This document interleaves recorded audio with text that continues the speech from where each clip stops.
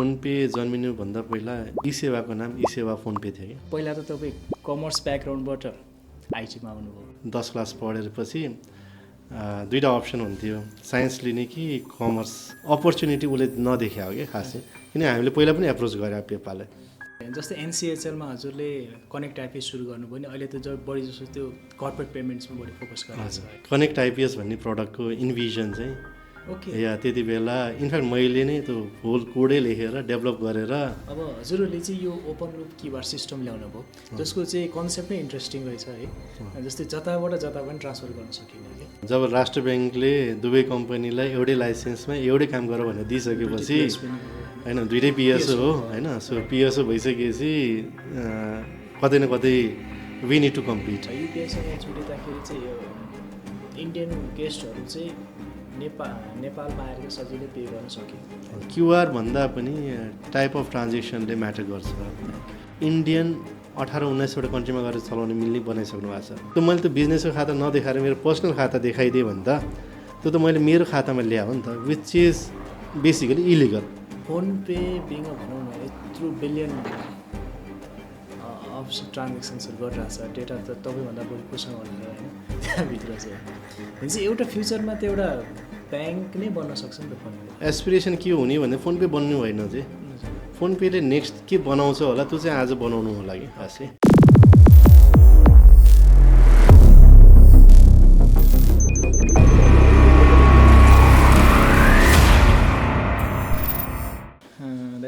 आज हाम्रो यो व्यापार पाठशाला पोडकास्टमा स्वागत छ हजुरलाई thank you so much for having me म तपाईँ एउटा लाइन पढेर सुनाउँछु होइन हजुर यहाँ हाम्रो एआईमा चाहिँ जेनेरेट भएको Diwas Kumar Sapkota is the reappointed CEO of phone pay April 2026 the foundational architect of Nepal's first open loop QR system literally he can sit with developers to troubleshoot a latency issue in the QR switch and then sit with the bankers to discuss the micro impact on digital adoption. This unique edge is the primary reason PhonePe has a primary valuation of more than 6 billion now. Breaking the conventional model by pivoting from a commerce background to deep IT, he has spent 20 years transitioning from technical roles, from Everest to NCHL, to executive leadership. Today he leads the company that commands a staggering 96% PTO market share in Nepal, processing over 2 million daily transactions valued at more than 15 billion. एआईले generate गरे होइन राम्रै लेखेको छ लेख्नु चाहिँ है मलाई चाहिँ यहाँ एउटा अलिकति लाइन चाहिँ के आयो भने 20 years transitioning from technical roles Everest Bank to NCHL होइन हजुर अब अघि हामीले कुरा गरे जस्तै पहिला त तपाईँ कमर्स ब्याकग्राउन्डबाट आइटीमा आउनुभयो होइन त्यसपछि फेरि आइटीबाट चाहिँ तपाईँ चाहिँ एभरेस्ट ब्याङ्कमा एज आइटी अफिसर जोइन गर्नुभयो then you shifted to NCHL होइन यसको अलिकति ब्रिफली सरको यात्राबाट सुरु गरौँ सो हुन्छ यसमा म अब अझै ब्याकग्राउन्डै भनौँ न मेरो खास एजुकेसन चाहिँ मोस्टली इन्डियामै भएको हो my father was in Indian army okay back then होइन त्यति बेला त्यही इन्डियन आर्मीमा हुनुहुन्थ्यो सो त्यही भएर चाहिँ म इन्डिया अब कता कता ट्रान्सफर भइराख्ने so most of the time म इन्डियाको शिलङमा बसेर पढेँ तर I went to Hyderabad I went to Gujarat so multiple ठाउँमा बाबाको ट्रान्सफर हुने अनि हामी पनि सँगसँगै जाने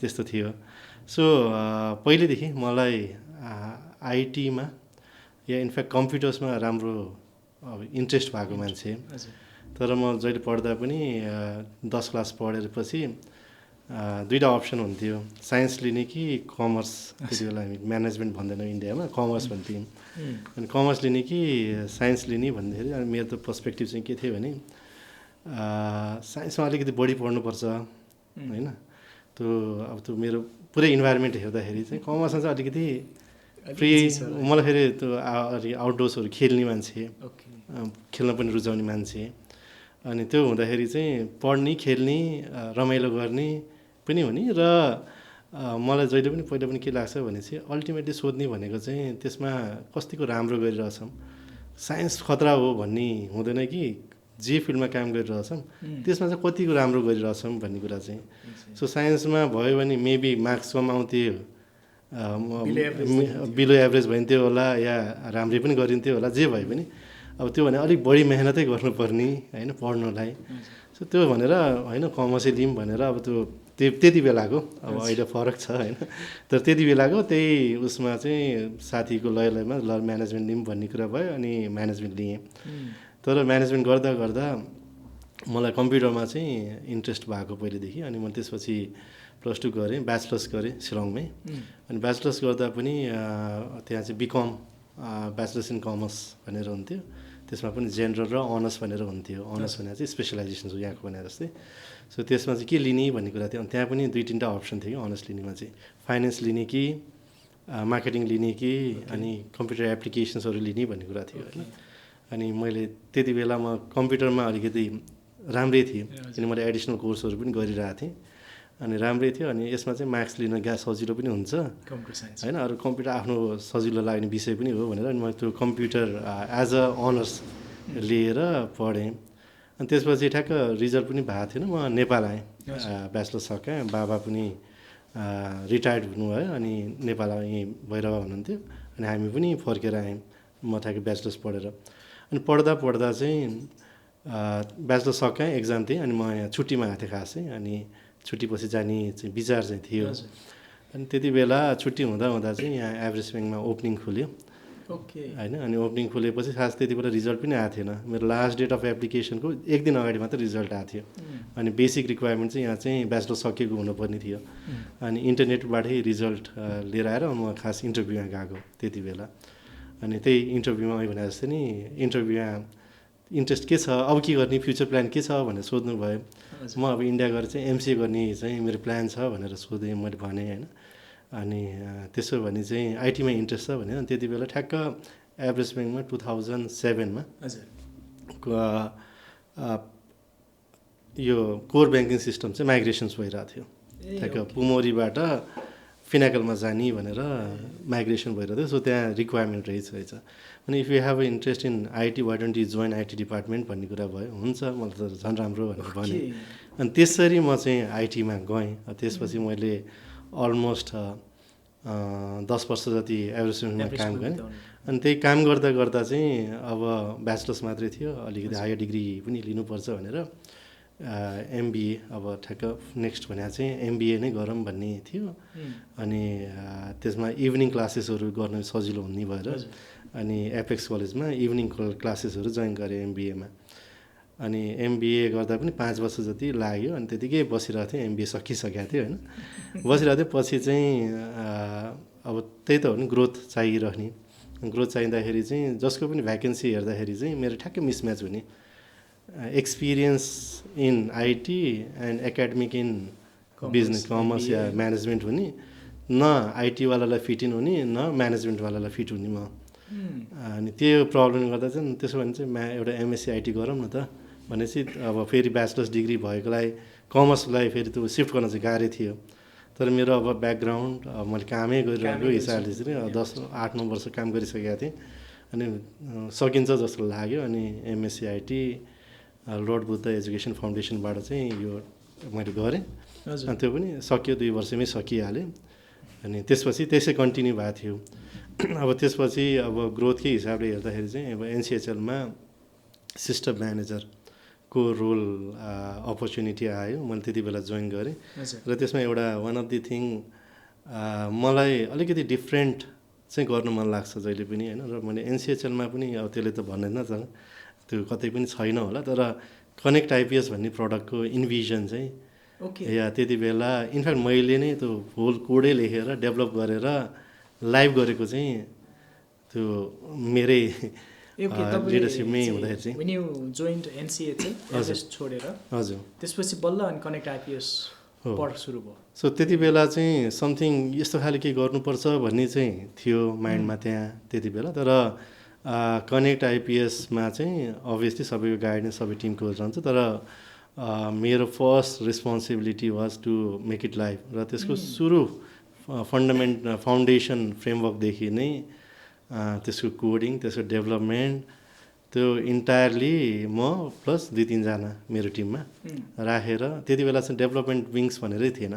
भने चाहिँ NCHL जति पनि काम गर्थ्यो त्यो सबै किनेर अफसोर प्रडक्ट्सहरू लिएर आएर चाहिँ काम गर्ने, जस्तै आइपिएस इसिसी त्यो सबै किनेर हामीले चलाउँथ्यौँ। सो मैले चाहिँ होइन, मलाई त डेभलपमेन्टमा पहिलेदेखि रुचि भएको, अनि यो चाहिँ विङ्स खोल्नुपर्छ। र मेरो मान्यता के हो भने चाहिँ यो किनेर लिएर आएको सफ्टवेयरलाई जुन एजिलिटी छ, जुन हाम्रो मार्केटको डिमान्ड छ, त्यो फुलफिल गर्नलाई चाहिँ टाइमली म्यानेजमा गाह्रो हुन्छ।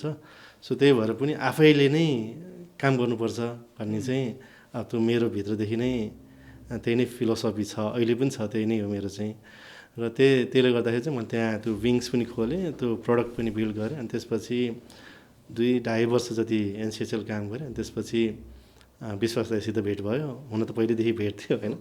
अनि त्यहाँ यसो कुराहरू हुन थाल्यो। अनि त्यसपछि चाहिँ एनसिएचएलमा एज अ सिटिओको रूपमा चाहिँ म आएको फर्स्टमा चाहिँ फोन पेमा चाहिँ।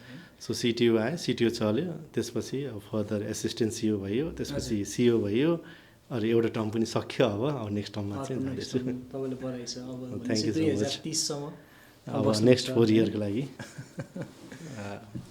अलिकति यसमै क्वेसन चाहिँ के आयो भन्दाखेरि, जस्तै तपाईँले कनेक्ट आइपिएस बिल्ड गर्नुभयो पब्लिक इन्फ्रास्ट्रक्चरमा रहेर होइन, त्यतिखेर चाहिँ तपाईँलाई के अब त्यहाँ त यो गर्दा गर्दै तपाईँको जस्तै कि फोन पे भनेको एउटा प्राइभेट इन्फ्रास्ट्रक्चर भयो, प्राइभेट पेमेन्ट सिस्टम्स भयो, त्यहाँ चाहिँ कनेक्ट आइपिएस बनाउँदा केही रियलाइज भइसकेको थियो तपाईँलाई कि या एउटा रिटेल पेमेन्ट्स प्राइभेट इन्फ्रास्ट्रक्चरको पनि केही ग्याप छ नेपालमा? होइन, प्राइभेट ग्याप छ या फोन पे जस्तोमा काम गर्नुपर्छ भन्ने त पक्कै थिएन होइन। तर मलाई चाहिँ के ग्याप थियो भने चाहिँ जे आजको रिक्वायरमेन्ट छ या जे हामीले बनाउन सक्छौँ र यो मार्केटमा चल्छ, सो त्यो कुरा चाहिँ कतै न कतै ग्याप छ। अनि कसैले न कसैले काम गरिरहेको छैनन्। र सो त्यस्तो खाले बिल्ड गर्नलाई चाहिँ हामीले काम गर्न चाहिँ सक्छौँ भन्ने चाहिँ थियो। त्यही भएर पनि कनेक्ट आइपिएस जस्तो प्रडक्ट आएको हो। अब त्यो कति सक्सेसफुल भयो, फेलियर भयो, त्यो सेकेन्डरी कुरामा होला, तर अहिले चलिरहेछ, राम्रै चलिरहेछ। तर नयाँ केही गर्नुपर्छ र नयाँ मार्केटले खोजेको कति कुरा चाहिँ कस्तो हुन्छ नि, हामी त्यो होल फ्रेमवर्कमा काम गर्दा, जुन इन्फ्रास्ट्रक्चरमा काम गर्दा, या जुन कम्पनीमा बसेर काम गर्छ, त्यसको आइडियोलोजी मिट पनि नहुनसक्छ होइन। तर but still what I feel is नयाँ कुराहरू चाहिँ लिएर आइराख्नुपर्छ मार्केटमा, नयाँ कुरा दिइरहनुपर्छ। मार्केट आज रेडी नहोला, भोलि रेडी हुन्छ। कति कुरा चाहिँ रिस्क हुन्छ, अभियस हो, टेक्निकली काम गर्दाखेरि चाहिँ त्यसको रिस्क पनि रहन्छ। तर त्यो रिस्क भन्दा पनि हामीले त्यसको प्रोस्पेक्ट चाहिँ हेर्नुपर्छ, त्यो भन्ने फन्डामेन्टल्स मेरो अब त्यो आइडियोलोजी नै त्यस्तै भएको कारणले गर्दाखेरि चाहिँ हो। तर होइन, अब क्युआरै थिएन, क्युआर बनाउनु पर्छ भनेर फोन पे आएर चाहिँ पक्कै होइन। यो चाहिँ मेरो अन्डरस्ट्यान्डिङ के हो भने नेक्स्ट 5 इयर्समा के हुन्छ भने मलाई आज मैले सोधे पनि म भन्न सक्दिनँ। तर भोलि के गर्नुपर्ने छ भन्ने कुरा चाहिँ थाहा हुन्छ र त्यसको लागि चाहिँ काम गर्नै पर्छ भन्ने चाहिँ हो। अब कति कुरा त्यो लेभलमा पहिले नै थाहा भइसकेको हुन्छ र हामी बिल्ड गर्छौँ, कति कुरा चाहिँ हामी बिल्ड गरेपछि मार्केटलाई दिनुपर्छ भन्ने लाइनबाट चाहिँ यसो हेरिन्छ जस्तो लाग्छ मलाई। जस्तै F1 सफ्टको पहिलाको यसो रिसर्च गर्दाखेरि चाहिँ उहाँले 2014तिर पनि क्युआरको कन्सेप्ट सुरु गर्नुभएको रहेछ, बट समहाउ त्यो चाहिँ बन्द भएको रहेछ होइन, विभिन्न कारणले होला। त्यसपछि जब तपाईँ 2019मा आउनुभयो, त्यसपछि फेरि फोन पेको चाहिँ स्टार्ट भयो होइन। तपाईँलाई नै पर्खेर बसेको छ कि के हो? होइन होला, त्यो भर्च्यु त्यस्तो भयो होला। इनफ्याक्ट क्युआरकै हिस्ट्री हेर्ने हो भने चाहिँ 2014तिर नै, अझ इनफ्याक्ट 2012 जस्तो लाग्छ मलाई चाहिँ। त्यो भिडियो पनि छ एउटा युट्युबमा, भिडियो पनि भेटिन्छ होइन। त्यति बेला गरे, तर मार्केट वाज नट रेडी त्यति बेला, त्यो इन्फ्रास्ट्रक्चर थिएन, मोबाइलको पेनिट्रेसन कम थियो होइन। सो सबै स्मार्टफोनहरू थिएन त्यति बेला, टुकटुके मोबाइल जेनरली बोकिन्थ्यो, एसएमएस ब्याङ्किङ चलिरहेको थियो। सो त्यति बेला मार्केट चाहिँ रेडी थिएन, बट कन्सेप्चुअली त्यो चाहिँ सोचेको चाहिँ थियो। त्यसपछि हामीले पछि गएर हेऱ्यो भने पनि 2017-18तिर पनि एउटा क्युपे भन्ने पनि क्युआर मार्केटमा गएर हेर्नुभयो भने क्युपे भन्ने क्युआर त्यति बेला थियो होइन। सो मर्चेन्टहरूकोमा गएर क्युपे एक्सेप्टेड हियर भनेर धेरै ठाउँमा देखिन्थ्यो, उहाँले ट्राई पनि गर्नुभयो, तर त्यो पनि चलेन। अब यो लक भन्ने कि अब ठ्याक्क म्याच भन्ने कि के हो थाहा छैन होइन। तर अब म पनि त्यहाँ जानु र तर क्युआर चाहिँ मैले गएर भन्दा पनि it was already planned for. तर त्यसको एक्जिक्युसन्स कसरी गर्ने, त्यसलाई चाहिने सिस्टम्सहरू कस्तो हुन्छ, त्यसको इन्फ्रास्ट्रक्चर बिल्ड गर्नुपर्ने के कुराहरू हो भन्ने कुराहरू चाहिँ अभियसली अब म त्यहाँ स्टेप इन भइसकेपछि चाहिँ त्यसलाई कुन लेभलमा लैजाने, स्केल कसरी गर्ने भन्ने कुरा चाहिँ आएको हो जस्तो लाग्छ। तर क्युआर वाज प्रिटी एडभान्समा पहिल्यै थियो, त्यति बेला रिभाइभ भयो त्यो प्रोजेक्टलाई चाहिँ म गइसकेपछि नि, अनि रिभाइभ पनि भयो। अनि अब त्यो मैले रिभाइभ गरे पनि होइन, फाउन्डर्सहरूले नै ल यो चाहिँ गर्नुपर्छ भन्ने लाइनबाट गएको हो। So I was just a part of it भन्छु। अब त्यो ठ्याक्क मिलाएर जस्तो लाग्छ। जस्तै एनसिएचएलमा हजुरले कनेक्ट एपी सुरु गर्नुभयो नि, अहिले त बढी जस्तो त्यो कर्पोरेट पेमेन्ट्समा बढी फोकस गरेको छ होइन, फोन पे चाहिँ रिटेल पेमेन्ट्समा बढी फोकस गरे जस्तो देखिन्छ कि एनसिएचएलमा चाहिँ कुनै लिडरसिपको कमीले गर्दाखेरि चाहिँ त्यहाँ रिटेलमा जान सकेन कि के छ सर? त्यही होइन, त्यसमा लिडरसिप भन्दा पनि इट्स अल अबाउट इन्फ्रास्ट्रक्चर र इकोसिस्टम कस्तो बिल्ड गरिरहेछौँ र कस्तो खाले कम्पनी हो हामी भन्ने कुरा चाहिँ म्याटर गर्छ जस्तो लाग्छ। आइडियोलोजी पनि फरक छ। F1 Soft जसले 20 वर्षदेखि मोबाइल ब्याङ्किङ सल्युसन्स बनाएको छ, ई सेवा जस्तो कम्पनी जन्माएको छ, अब मोरलेस रिटेलै फोकस्ड भइरहेछ हुन्छ। त्यो उसको अब डिएनए नै त्यस्तो भएर गएको छ। वेयरएस एनसिएचएल हेऱ्यो भने NCHL was build for larger infrastructure होइन, चेक क्लियरिङ सिस्टम्स बनाउने या बिजनेस टु बिजनेसको लाई सोल्युसन्स लिएर आउने, आइपिएस लिएर आउने सिस्टम, आरटिजिएस जस्तो सिस्टम बनाउने भनेर, या भोलि गएर नेसनल पेमेन्ट स्विचहरूको अवधारणा लिएर इस्ट्याब्लिस भएको कम्पनी हो नि त। सो उसको लाइन त्यतै थियो। वेयरएस फोन पे या F1 Soft या ई सेवा यो ग्रुप अफ कम्पनीजको चाहिँ मोर इन्टु रिटेल नै थियो कि। सो त्यसले गर्दा नि फोकस त्यसै चेन्ज भयो। तर बट अल्टिमेटली कतै न कतै गएर कन्भर्जेन्ट हुन्छ नै। अब फोन पे पनि या यो ग्रुप नै कतै न कतै कर्पोरेटतिर आउन खोजिरहेछ या लार्जर इन्फ्रास्ट्रक्चर बिल्ड हुनु भइरहेछ। सिमिलरली अब एनसिएचएल पनि गोइङ टुवर्ड्स रिटेलमा जान खोजिरहेछ। इनफ्याक्ट क्युआर उसले आफै निकालिसकेको छ होइन।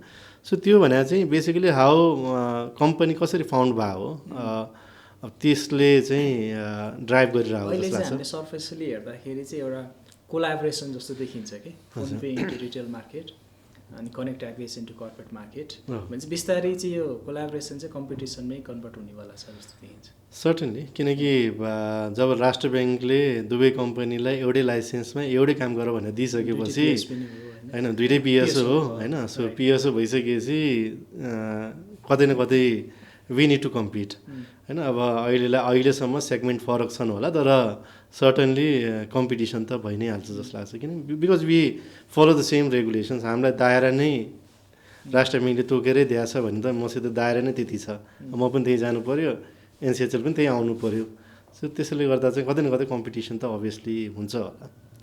तर यो काहीँ न काहीँ तपाईँहरूलाई एनआरबीको एउटा पनि होला, प्रेसर पनि होला, बिङ 96% मार्केट सेयर होल्ड गर्दै हुनुहुन्छ, एउटा मोनोपोली जस्तो क्रिएट भएको छ मार्केटमा। यसलाई चाहिँ के छ, रेगुलेटरी प्रेसरहरू त्यस्तो के हुन्छ सर? त्यस्तो भन्दा पनि अब त्यसरी हेर्ने हो भने त इसिसीमा त उसको 100% छ होला नि त एनसिएचएलको। चेक क्लियरिङ त आज चाहिँ एनसिएचएल बाहेक कसरी गरिरहेको छैन। चेक क्लियरिङसमा त उनीहरूको मात्रै भन्नु खोजा चाहिँ त्यही त हाम्रो 40 केमा थियो, उसको 40 केमा छ होइन। सो त्यसरी गर्दाखेरि चाहिँ मार्केट पनि त्यसरी जो पहिलाले इस्ट्याब्लिस गर्यो द हाई चान्स इज उसले नै मार्केट कतै न कतै डिक्टेट गरिहाल्छ होइन।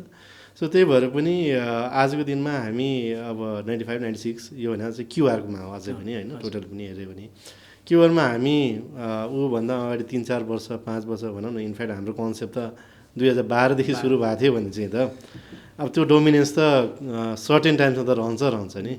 अब उसले मार्केट बनाउनु काम गर्नु। अब मैले पनि इसिसीको लाइसेन्स पाएर त्यो कर्पोरेट साइडमा जानु पऱ्यो भने त मलाई पनि टाइम लागिहाल्छ नि।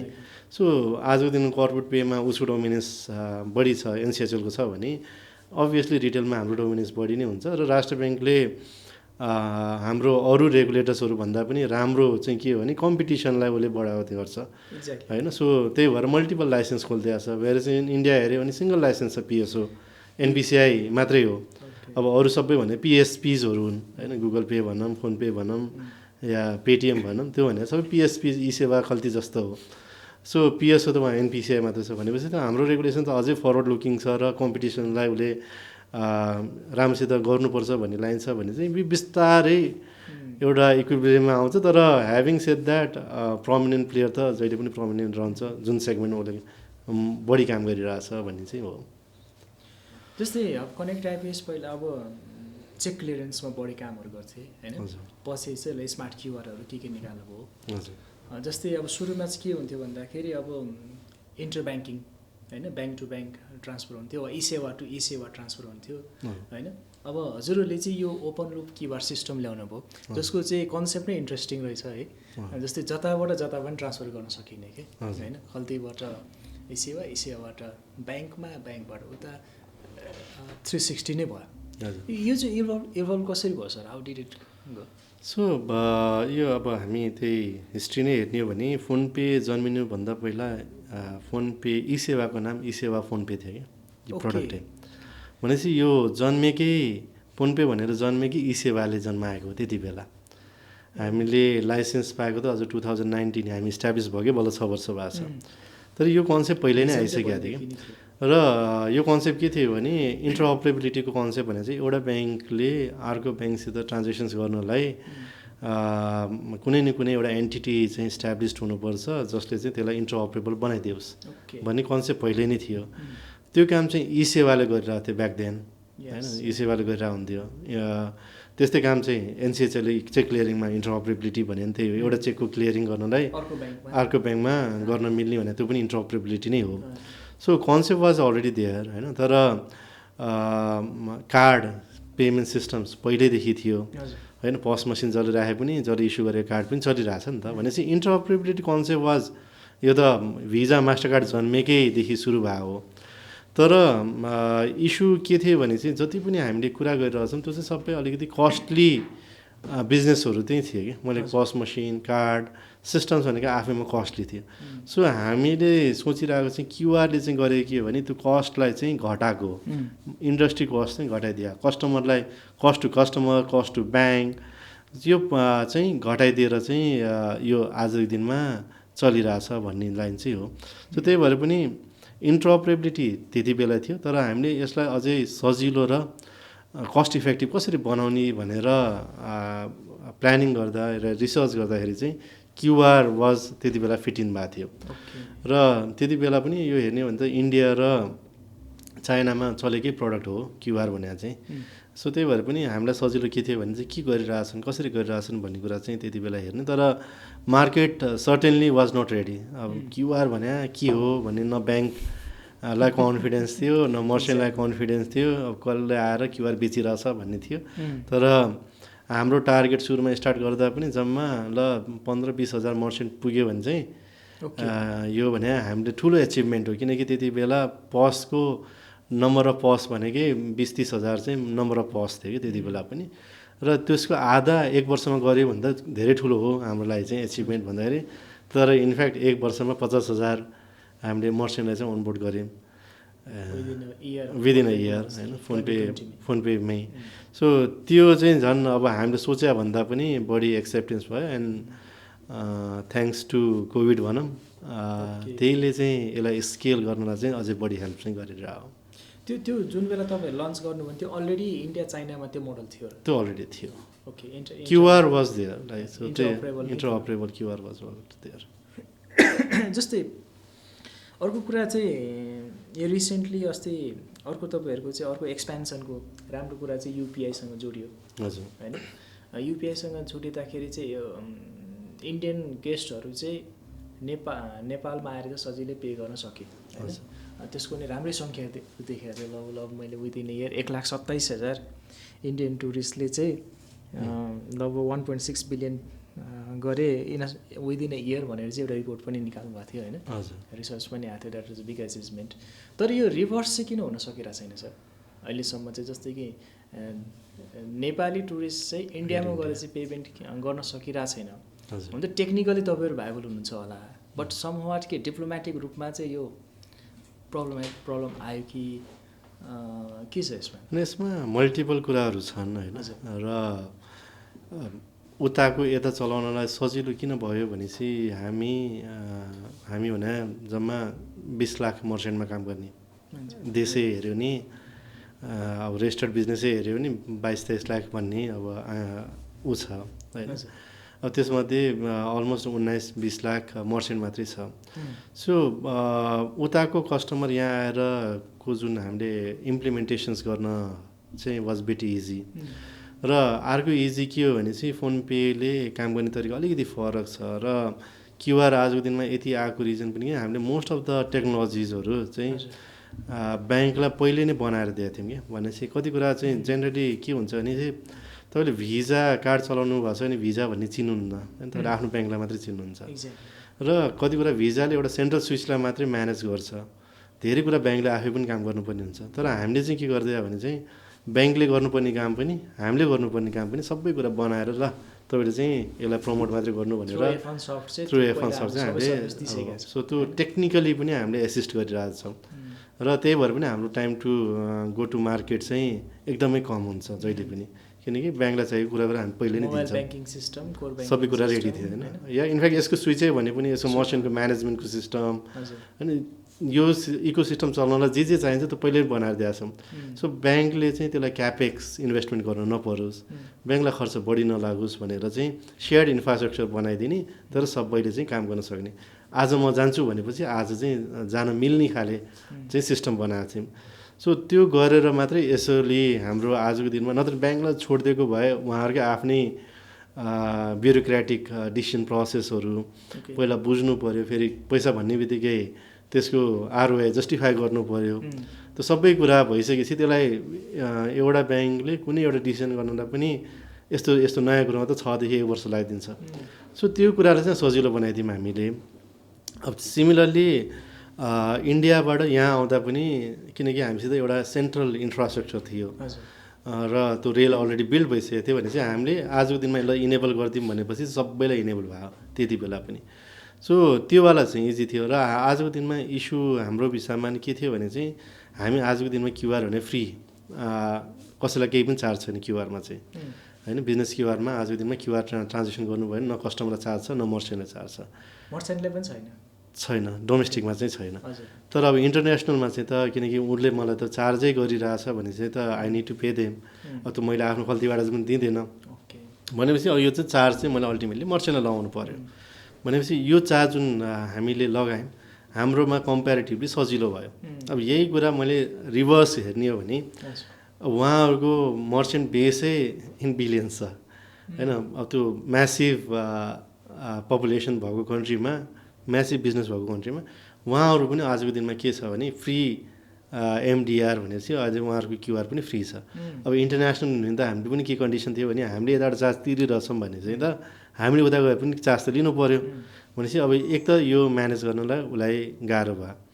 अर्को कुरा भने चाहिँ अलिकति उहाँहरूले चाहिँ एक्सपेन्सनको पर्सपेक्टिभबाट हेऱ्यो भने इन्डियन 18-19वटा कन्ट्रीमा गएर चलाउन मिल्ने बनाइसक्नु भएको छ। कुनै पनि कन्ट्रीले चाहिँ इन्डियामा चलाउन मिल्ने चाहिँ अहिलेसम्म भएको छैन। सो हामीले गऱ्यौँ भने वी विल द फर्स्ट होइन यो केसमा चाहिँ। तर हाम्रो एग्रिमेन्टै के थियो भने हामी दुइटै लाइनबाट गर्ने हो, एउटा मात्र गर्ने होइन, दुइटै गर्ने भने चाहिँ। तर उहाँहरूलाई चाहिँ अलिकति अप्ठ्यारो परेको चाहिँ एएमएल केवाइसी या सिएफटीको पर्सपेक्टिभले पनि उहाँलाई अलिकति गाह्रो भयो। अनि हामी अलि फेरि अब खुल्ला बोर्डरमा छौँ होइन। अब यो धेरै नै टेरिस्ट फाइनेन्सिङ नहोला, हुन सक्ला भन्ने हिसाबले उहाँहरूले त्योवाला पार्टलाई पनि अलिकति क्रिटिकल हेर्नु भएको छ। र उहाँहरूलाई इम्प्लिमेन्टेसन्स गर्नलाई चाहिँ अप्ठ्यारो परिरहेको चाहिँ एउटा चाहिँ चार्जले गर्दा पनि थियो। अब त्यो सबै मर्चेन्ट बेसलाई फ्री भएको मार्केटलाई चार्ज लगाउनु भन्नु चाहिँ इज अ बिट अलिक ठुलै टास्क हो। र यो अरू रिस्क एन्ड कम्प्लायन्स पर्सपेक्टिभले गर्दा पनि उहाँहरूलाई इनवर्ड लिएर आउन चाहिँ गाह्रो भइरह्यो।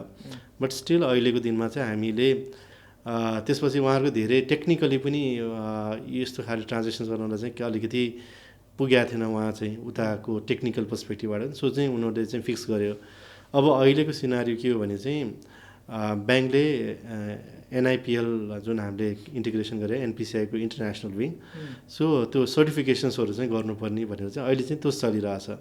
र 2-3टा ब्याङ्कले चाहिँ त्यो सर्टिफिकेसन गरिसक्नु भयो। सो होपफुल्ली अब आउनेमा अब सबै ठाउँमा चल्न त विल टेक टाइम, तर अब चाहिँ अलिअलि ठाउँमा चाहिँ चल्छ, कुनै कुनै ब्याङ्कमा चाहिँ चल्छ भन्ने कुरा चाहिँ आउला। एटलिस्ट अब एसबिआई ब्याङ्क, एभरेस्ट ब्याङ्क होइन, यताको ब्याङ्क त विल बी ओपन फर अब उहाँहरू अनबोर्ड भए सबै अनबोर्ड हुन्छ। उता साइडको चाहिँ यताको जस्तै एभरेस्ट ब्याङ्क उता पन्जाब नेसनल ब्याङ्कको भयो, त्यसरी चाहिँ काम चाहिँ गर्दैनन्। बेसिकली एनपिसिआईको मेम्बर ब्याङ्क्स भने पिएनबी पनि हो, एसबिआई पनि हो, ICICI, axis, S multiple bank छन् होइन। तर अब कोले पहिला सर्टिफिकेसन गर्नुहुन्छ उहाँहरूमाथि, अनि त्यो ब्याङ्कको चाहिँ खोल्दै जान्छ भन्ने लाइन चाहिँ हो। सो काम चाहिँ भइरह हो त एउटा पार्ट, तर टाइम चाहिँ लाग्छ होला अझै जान पनि।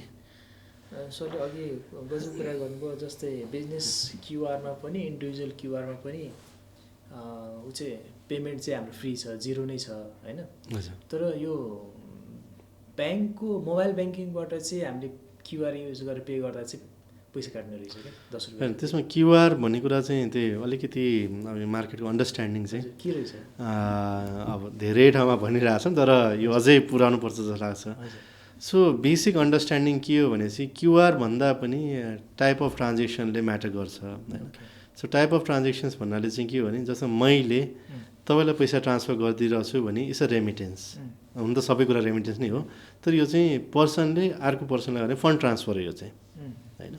अब फन्ड ट्रान्सफरको माध्यम जे पनि हुनसक्छ भन्नाले तपाईँको खाता नम्बर लिएर मैले तपाईँको खाता नम्बरमा पठाउन सक्छु होला, तपाईँको मोबाइल नम्बर लिएर मैले मोबाइल नम्बर पनि पठाउन सक्छु होला, या तपाईँको क्युआर लिएर क्युआर पनि पठाउन सक्छु होला। क्युआर भने त इन्फर्मेसन नै त हो, त्यहाँ एकाउन्ट नम्बरै हुन्छ अल्टिमेटली। सो त्यो भने चाहिँ त्यसलाई क्युआर भन्दा पनि यसो जस्तो रिप्रेजेन्टेसन्स हो नि त क्युआर भने। तर मल्टिपल बेसिक एसेन्स के हो भने मैले के को लागि पठाएर भने it's a fund transfer. So fund ट्रान्सफरमा चाहिँ आजको दिनमा चाहन्छ, चाहे तपाईँले क्युआरबाट पठाउनुहोस्, चाहे तपाईँले मोबाइल नम्बर युज गरेर पठाउनु, चाहे तपाईँले एकाउन्ट नम्बर पठाउनु। सो त्यो भने एउटै क्याटेगोरी हो, त्यो त मिन्स मात्रै फरक, सजिलो मात्रै बनाइदियो हो। 16 डिजिटको नम्बर याद राख्नुपर्छ झन्झटले 10 डिजिटको मोबाइल नम्बरमा पठाइदिउँ होला, त्यो पनि याद राख्नु झन्झटले चाहिँ तपाईँले मलाई के आफ्नो इन्फर्मेसन पहिले दिनुहुन्छ, मैले जस्ट स्क्यान गर्छु, त्यसले मेरो एकाउन्ट नम्बरै रिजल्भ गर्छ र मैले त्यही एकाउन्ट नम्बरमा पैसा पठाएर आऊ। ट्रान्जेक्सनमा लागेन, फन्ड ट्रान्सफर मात्र। सो फन्ड ट्रान्सफरमा लाग्यो, यो भने चाहिँ पिटुपी भनिन्छ हाम्रो ल्याङ्ग्वेजमा चाहिँ। अब केमा लाग्दैन भनेपछि मैले कुनै सर्भिस या कुनै प्रडक्ट किनेको बापत पेमेन्ट गरिरहेको छु, अहिले चाहिँ फन्ड ट्रान्सफर चाहिँ यो भने पेमेन्ट्स हो। मैले कुनै पेमेन्ट्स गरिरहेको छु भने चाहिँ त्यस्तोमा चाहिँ लाग्दैन। र पेमेन्ट्स गर्ने बिजनेस जो पनि छ, जो रिसिभिङ एन्डमा छ, उहाँले त्यो दर्ता गरेको हुनुपर्छ, भने चाहिँ एज अ बिजनेसको रूपमा दर्ता गरे आउनुपर्छ र एज अ मर्चेन्टको रूपमा पनि दर्ता गरे आउनुपर्छ क्या। सो त्यो दर्ता गरेको मर्चेन्टहरूलाई यसमा चाहिँ आजको दिनसम्म चार्ज छैन होइन। तर पस मसिन लिनलाई पनि इन्डिभिजुअली लिन पाइँदैन नि त, कुनै मर्चेन्ट हुनु पऱ्यो नि त, दर्ता भएको बिजनेस हुनु पऱ्यो नि त, अनि उसले लिने हो नि त। सो त्यस्तै हो यो पनि। सो त्यस्तो क्युआर चाहिँ आजको दिनमा फ्री हो, तर तपाईँले तपाईँकै खातामा एउटादेखि एकाउन्टदेखि अर्को एकाउन्टमा जस्ट फन्ड ट्रान्सफर गरेर त्यो चाहिँ फ्री होइन। त्यहाँ चाहिँ क्युआर भन्नुहोस् जे भन्नु, त्यो क्युआर भने एउटा मिडियम मात्रै हो, तर त्यो बिजनेस क्युआर भन्ने छुट्टै कुरा हो, पर्सनल क्युआर भने छुट्टै कुरा हो। डाउन द लाइन फ्युचरमा यो पनि जिरो हुनसक्छ फन्ड ट्रान्सफर। जिरो चाहिँ त हुँदैन, अझ बढ्छ, बढ्नुपर्ने हो फन्ड ट्रान्सफर चाहिँ। द रिजन बिङ त्यसमा कसरी हुन्छ भने चाहिँ हामीले हेर्दा एउटा यो अप्ठ्यारो कहाँ पर्यो भने चाहिँ आजको दिनमा 10 रुपियाँ लाग्यो या चार्ज लागिरहेछ क्युआरमा भन्ने कहाँबाट आएको हो भनेपछि मैले तपाईँको क्युआर लिएर भने त्यो कन्सर्न कसैलाई छैन। तर आजको दिनमा के भइरहेछ भने कुनै एउटा पसलले, सानो पसलले पनि पर्सनल क्युआर देखाइदिइरहेछ क्या। सो त्यो त पर्सनल क्युआर हो भनेपछि मैले उसको इन्डिभिजुअलको खातामा पैसा ट्रान्सफर गरिरहेको छु कि बिजनेसमा ट्रान्जेक्सन गरिरहेको छैन कि। उसले पर्सनल क्युआर देखाइदियो भने चाहिँ सो उसले दुईवटा क्युआर देखाउन सक्यो, एउटा मेरो आफ्नै खाता म पसले हो भने मेरो आफ्नो खाताको क्युआर पनि देखाउन पाएँ, या मेरो बिजनेसको खाताको क्युआर पनि देखाउन पाएँ नि त। सो मैले त्यो बिजनेसको खाता नदेखाएर मेरो पर्सनल खाता देखाइदिएँ भने त त्यो त मैले मेरो खातामा ल्याएँ हो नि त, विच इज बेसिकली इलिगल आजको दिनमा हेर्ने हो भने पनि। कुनैले कुनै बिजनेस गरिरहेछ र पर्सनल खातामा पैसा लिन त हाम्रो लले पनि दिँदैन नि, ट्याक्सले पनि इन्फर्मेसनै निकालेको थियो नि त। सो त्यो कुरा चाहिँ अनि यहाँ चाहिँ बुझाइ के भइदियो भने त्यो पसलले आफ्नो पर्सनल क्युआर देखाउँदाखेरि चाहिँ अनि मैले ट्रान्जेक्सन गरेँ, मलाई 10 रुपियाँ जुन लागिरहेछ अनि क्युआरमा पैसा लाग्यो भन्ने चाहिँ त्यहाँबाट आएको हो होइन। सो त्यो चाहिँ क्ल्यारिटी नभएर पनि हो जस्तो लाग्छ। र अर्को कुरा चाहिँ पैसा घट्ला तर त्यति स्केल चाहिँ पुग्नुपर्छ होला। तर यसको हेर्नुपर्ने के हो भनेपछि हामीले पर्सनल खाताबाट बिजनेस खातामा लिएर आउनु भने त्यसलाई चाहिँ फर्मलाइज गरिरहेको हो नि त बिजनेस ट्रान्जेक्सन्सहरूलाई। आजको दिनसम्म हामीले के गर्यौँ बिजनेस ट्रान्जेक्सन फर्मलाइज गरिरहेको छौँ नि त। भोलि पर्सनल क्युआर चाहिँ सस्तो हुने र मैले यता एमडिआर पनि मर्चेन्टलाई चार्ज गर्न थालेँ भने चाहिँ त आज त 0 छ, केही फरक परिरहेको छैन। चार्ज गऱ्यो भने चाहिँ त मर्चेन्टले त के गर्ने भयो फेरि पर्सनल या क्यासमा जाने भयो नि त, किन त्यहाँ सस्तो छ। नत्र त मर्चेन्टले पैसा तिर्नुपर्ने मलाई व्यवसायले। द फन्ड ट्रान्सफर पनि जस्तै मैले तपाईँलाई साकोटी दिएँ त्यो पनि फन्ड ट्रान्सफरै भयो होइन। बुवाले छोरालाई चाहिँ काठमाडौँ पढ्नलाई पठाएँ त्यहाँ फन्ड ट्रान्सफरै गर्यो, त्यसमा चाहिँ सधैँ लाग्ने भयो। त्यसमा चाहिँ लाग्छ होइन। सो त्यो लाग्ने आजको दिनमा हेऱ्यो भने त्यो लाग्छ नि, भोलि पनि लाग्छ जस्तो लाग्छ मलाई त्यो। अब त कति सस्तो भनेर चाहिँ स्केलले डिटरमाइन गर्ने कुराहरू हो। इनफ्याक्ट यो हेर्ने हो भने त लास्ट 5 इयर्समा 100 रुपियाँदेखि आज 10 रुपियाँमा पुगेको छ चार्जै हेर्ने हो भने। अझै डोमेस्टिकै रेमिटेन्स त आजको दिनमा पनि 100-150 रुपियाँ चार्ज भइ नै रहेछ। सो यो जस्ट डोमेस्टिक रेमिटेन्स जस्तै त हो नि भन्न खोजिरहेको। जस्तै यो अर्को पार्ट चाहिँ हजुर भर्चुअल क्रेडिट कार्ड। हजुर यसमा पनि ठुलो माइलस्टोन देखेँ मैले लास्ट 5 इयर्समा I think 30,000 credit cards virtual credit cards. मैले डाटा सही भने 5 इयर्स होइन 1.5 वर्षमा 1.5 वर्ष सरी 1.5 इयर्समा चाहिँ 30,000 चाहिँ भर्चुअल क्रेडिट कार्ड्स डिस्ट्रिब्युट गर्नुभयो। हजुर यो पनि पहिलेको प्लान थियो कि this is all of a sudden पछि आयो? अनि यो चाहिँ पछि नै हो। हामीले क्युआरको यत्रो इन्फ्रास्ट्रक्चर बनायौँ होइन। तर हामीलाई के लागिरहेको थियो भने क्रेडिट कार्ड चाहिँ स्टिल एकदमै नेसेन्ट स्टेजमा हुन चाहिँ यसको हिस्ट्री हेर्ने भने नेपालमै 25 देखि 30 वर्षको हिस्ट्री छ। डेबिट कार्डभन्दा पहिला क्रेडिट कार्ड आएको। तर क्रेडिट कार्ड आजको दिनमा हेऱ्यो भने राष्ट्र ब्याङ्ककै डेटा हेऱ्यो भने 3,20,000 जति क्रेडिट कार्ड छ मात्रै। र कुनै पनि कन्ट्रिजलाई डेभलप गर्नको लागि चाहिँ क्रेडिट कार्ड भनेको चाहिँ एकदम इम्पोर्टेन्ट इन्स्ट्रुमेन्ट हो विच वी फिल। किन हो भनेपछि मेरो सुरु गर्ने ल्याडर यो क्रेडिट ल्याडरमै फर्स्ट स्टेप भने क्रेडिट कार्डबाट सुरु हुन्छ यो जर्नी चाहिँ। रिटेल लोन त्यसपछि आउँछ होइन, अरू लोन्सहरू पछि आउँछन्। तर म एज अ जस्ट स्टार्ट गर्ने बित्तिकै मैले क्रेडिट बाहिरको हेऱ्यो भने र एकदमै डेभलप नेसन्समा हेर्ने हो भने पनि almost like 70-80% of total population yeah credit कार्डको नम्बर चाहिँ त्यति पर्सेन्टेज चाहिँ हुन्छ। इनफ्याक्ट इन्डिया हेर्ने हो भने पनि 9-10% चाहिँ टोटल नम्बर अफ पपुलेसनको 10% चाहिँ क्रेडिट कार्ड होल्डर हुन्छ होइन। हाम्रो भने त नट इभन 1%। 3 करोडमा 20,000 मात्रै बाँडेर होइन, हाम्रो 20,000 3 लाख भनौँ टोटलमा। तर अझै एक्टिभ भनेर चाहिँ त अझै कति छ थाहा छैन, किनकि मसितै 3टा क्रेडिट कार्ड छ विच आई डोन्ट युज होइन। सो त्यो पर्सपेक्टिभबाट थियो।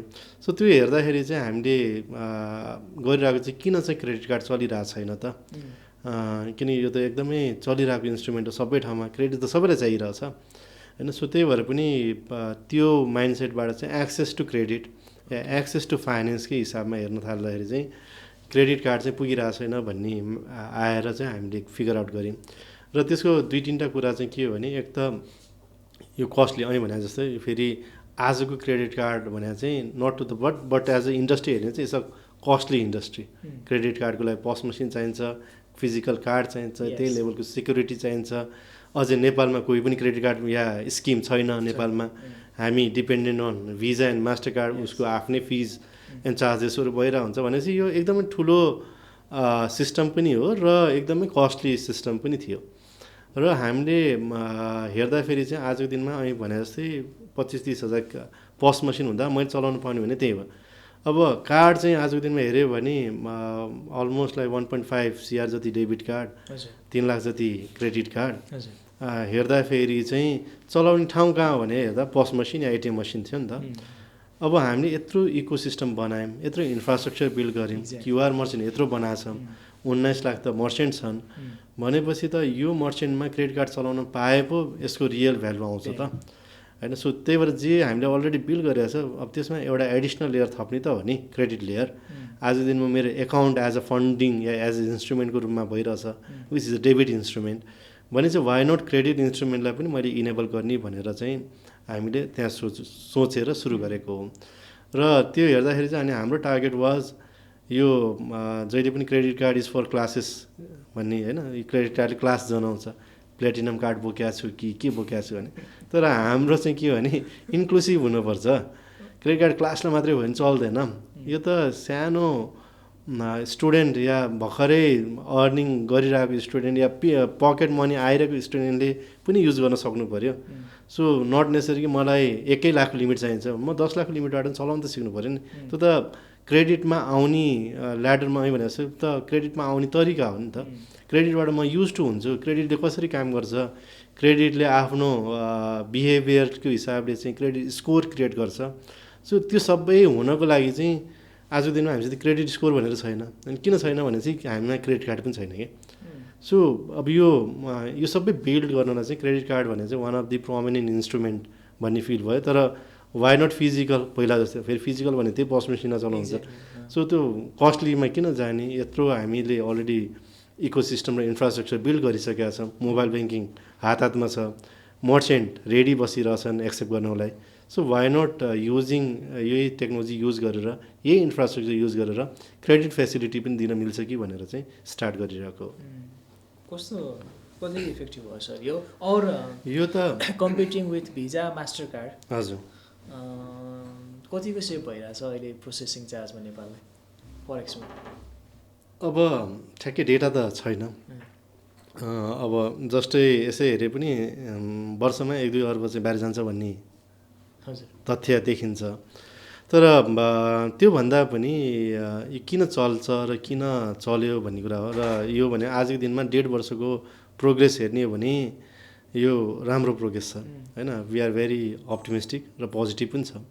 द रिजन बिङ चाहिँ आजको दिनमा स्पेसिफिकली हेर्ने हो भने 32,000 कार्ड पुगिसक्यो आजको दिनमा, र अलमोस्ट 80 देखि 90 करोडको आउटस्ट्यान्डिङ बसिरहेछ क्रेडिट कार्डमा अन एन एभरेज होइन। 80 करोड होइन। सो जस्ट 1.5 वर्षमा र टोटल कस्टमर ऐ भने 30,000 कार्डबाट। र बेस्ट पार्ट के हो भनेपछि 90% अफ क्रेडिट कार्ड लिएको मान्छेले चलाइरहनु भएको छ कि। भनेपछि यो एक्टिभ रेसियो भन्छ होइन। अनि त्यो एक्टिभ रेसियो अरू कार्डमा हेर्ने भने, आजकै अरू कार्डमा हेर्ने भने बिलो 30% हुनुपर्छ। वी डोन्ट ह्याभ डेटा, तर बिलो 30% हुनुपर्छ। अनि 30% is a very good number यो कुनै पनि बिजनेसको लागि। तर हामी भने 90% एक्टिभ रेसियोमा, किनभने चाहिँ इट्स अ नर्मल हेबिट भयो कि। अब तपाईँले जहाँ पनि चलाउनु पाउनु भयो कि, एक्सेस भयो नि त। तपाईँले चिया खाँदा पनि क्रेडिट कार्ड चलाएर चिया खानु पाउनुभयो होइन। अब भाटभेटिनी गरेर पनि क्रेडिट कार्ड चलाएर किन्न पाउनुभयो। पहिला जुन चाहिँ भाटभेटिनी मात्रै चलाउनु पाउँथ्यो। एट द सेम टाइम सानो ग्रोसरी सप जुन चाहिँ मेरो घरको साइडमा होला, उसले कहिले पनि सोचेको थिएन होला कि म क्रेडिट कार्डबाट ट्रान्जेक्सन लिन्छु भनेर, उसले पनि आज लिन पाइरहेछ।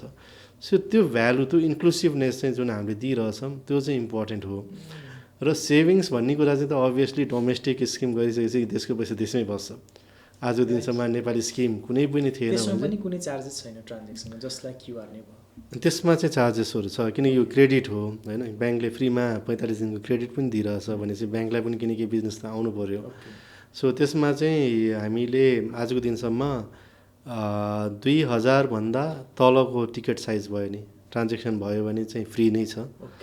र 2,000 भन्दा माथि भयो भने चाहिँ अब यो भने मार्केटले डिटरमाइन गर्छ। तर अन एन एभरेज किनकि ब्याङ्कले लगाउने चार्जेसहरू हो, अन एन एभरेज 0.6% चाहिँ मर्चेन्टलाई चार्ज भइरहेछ।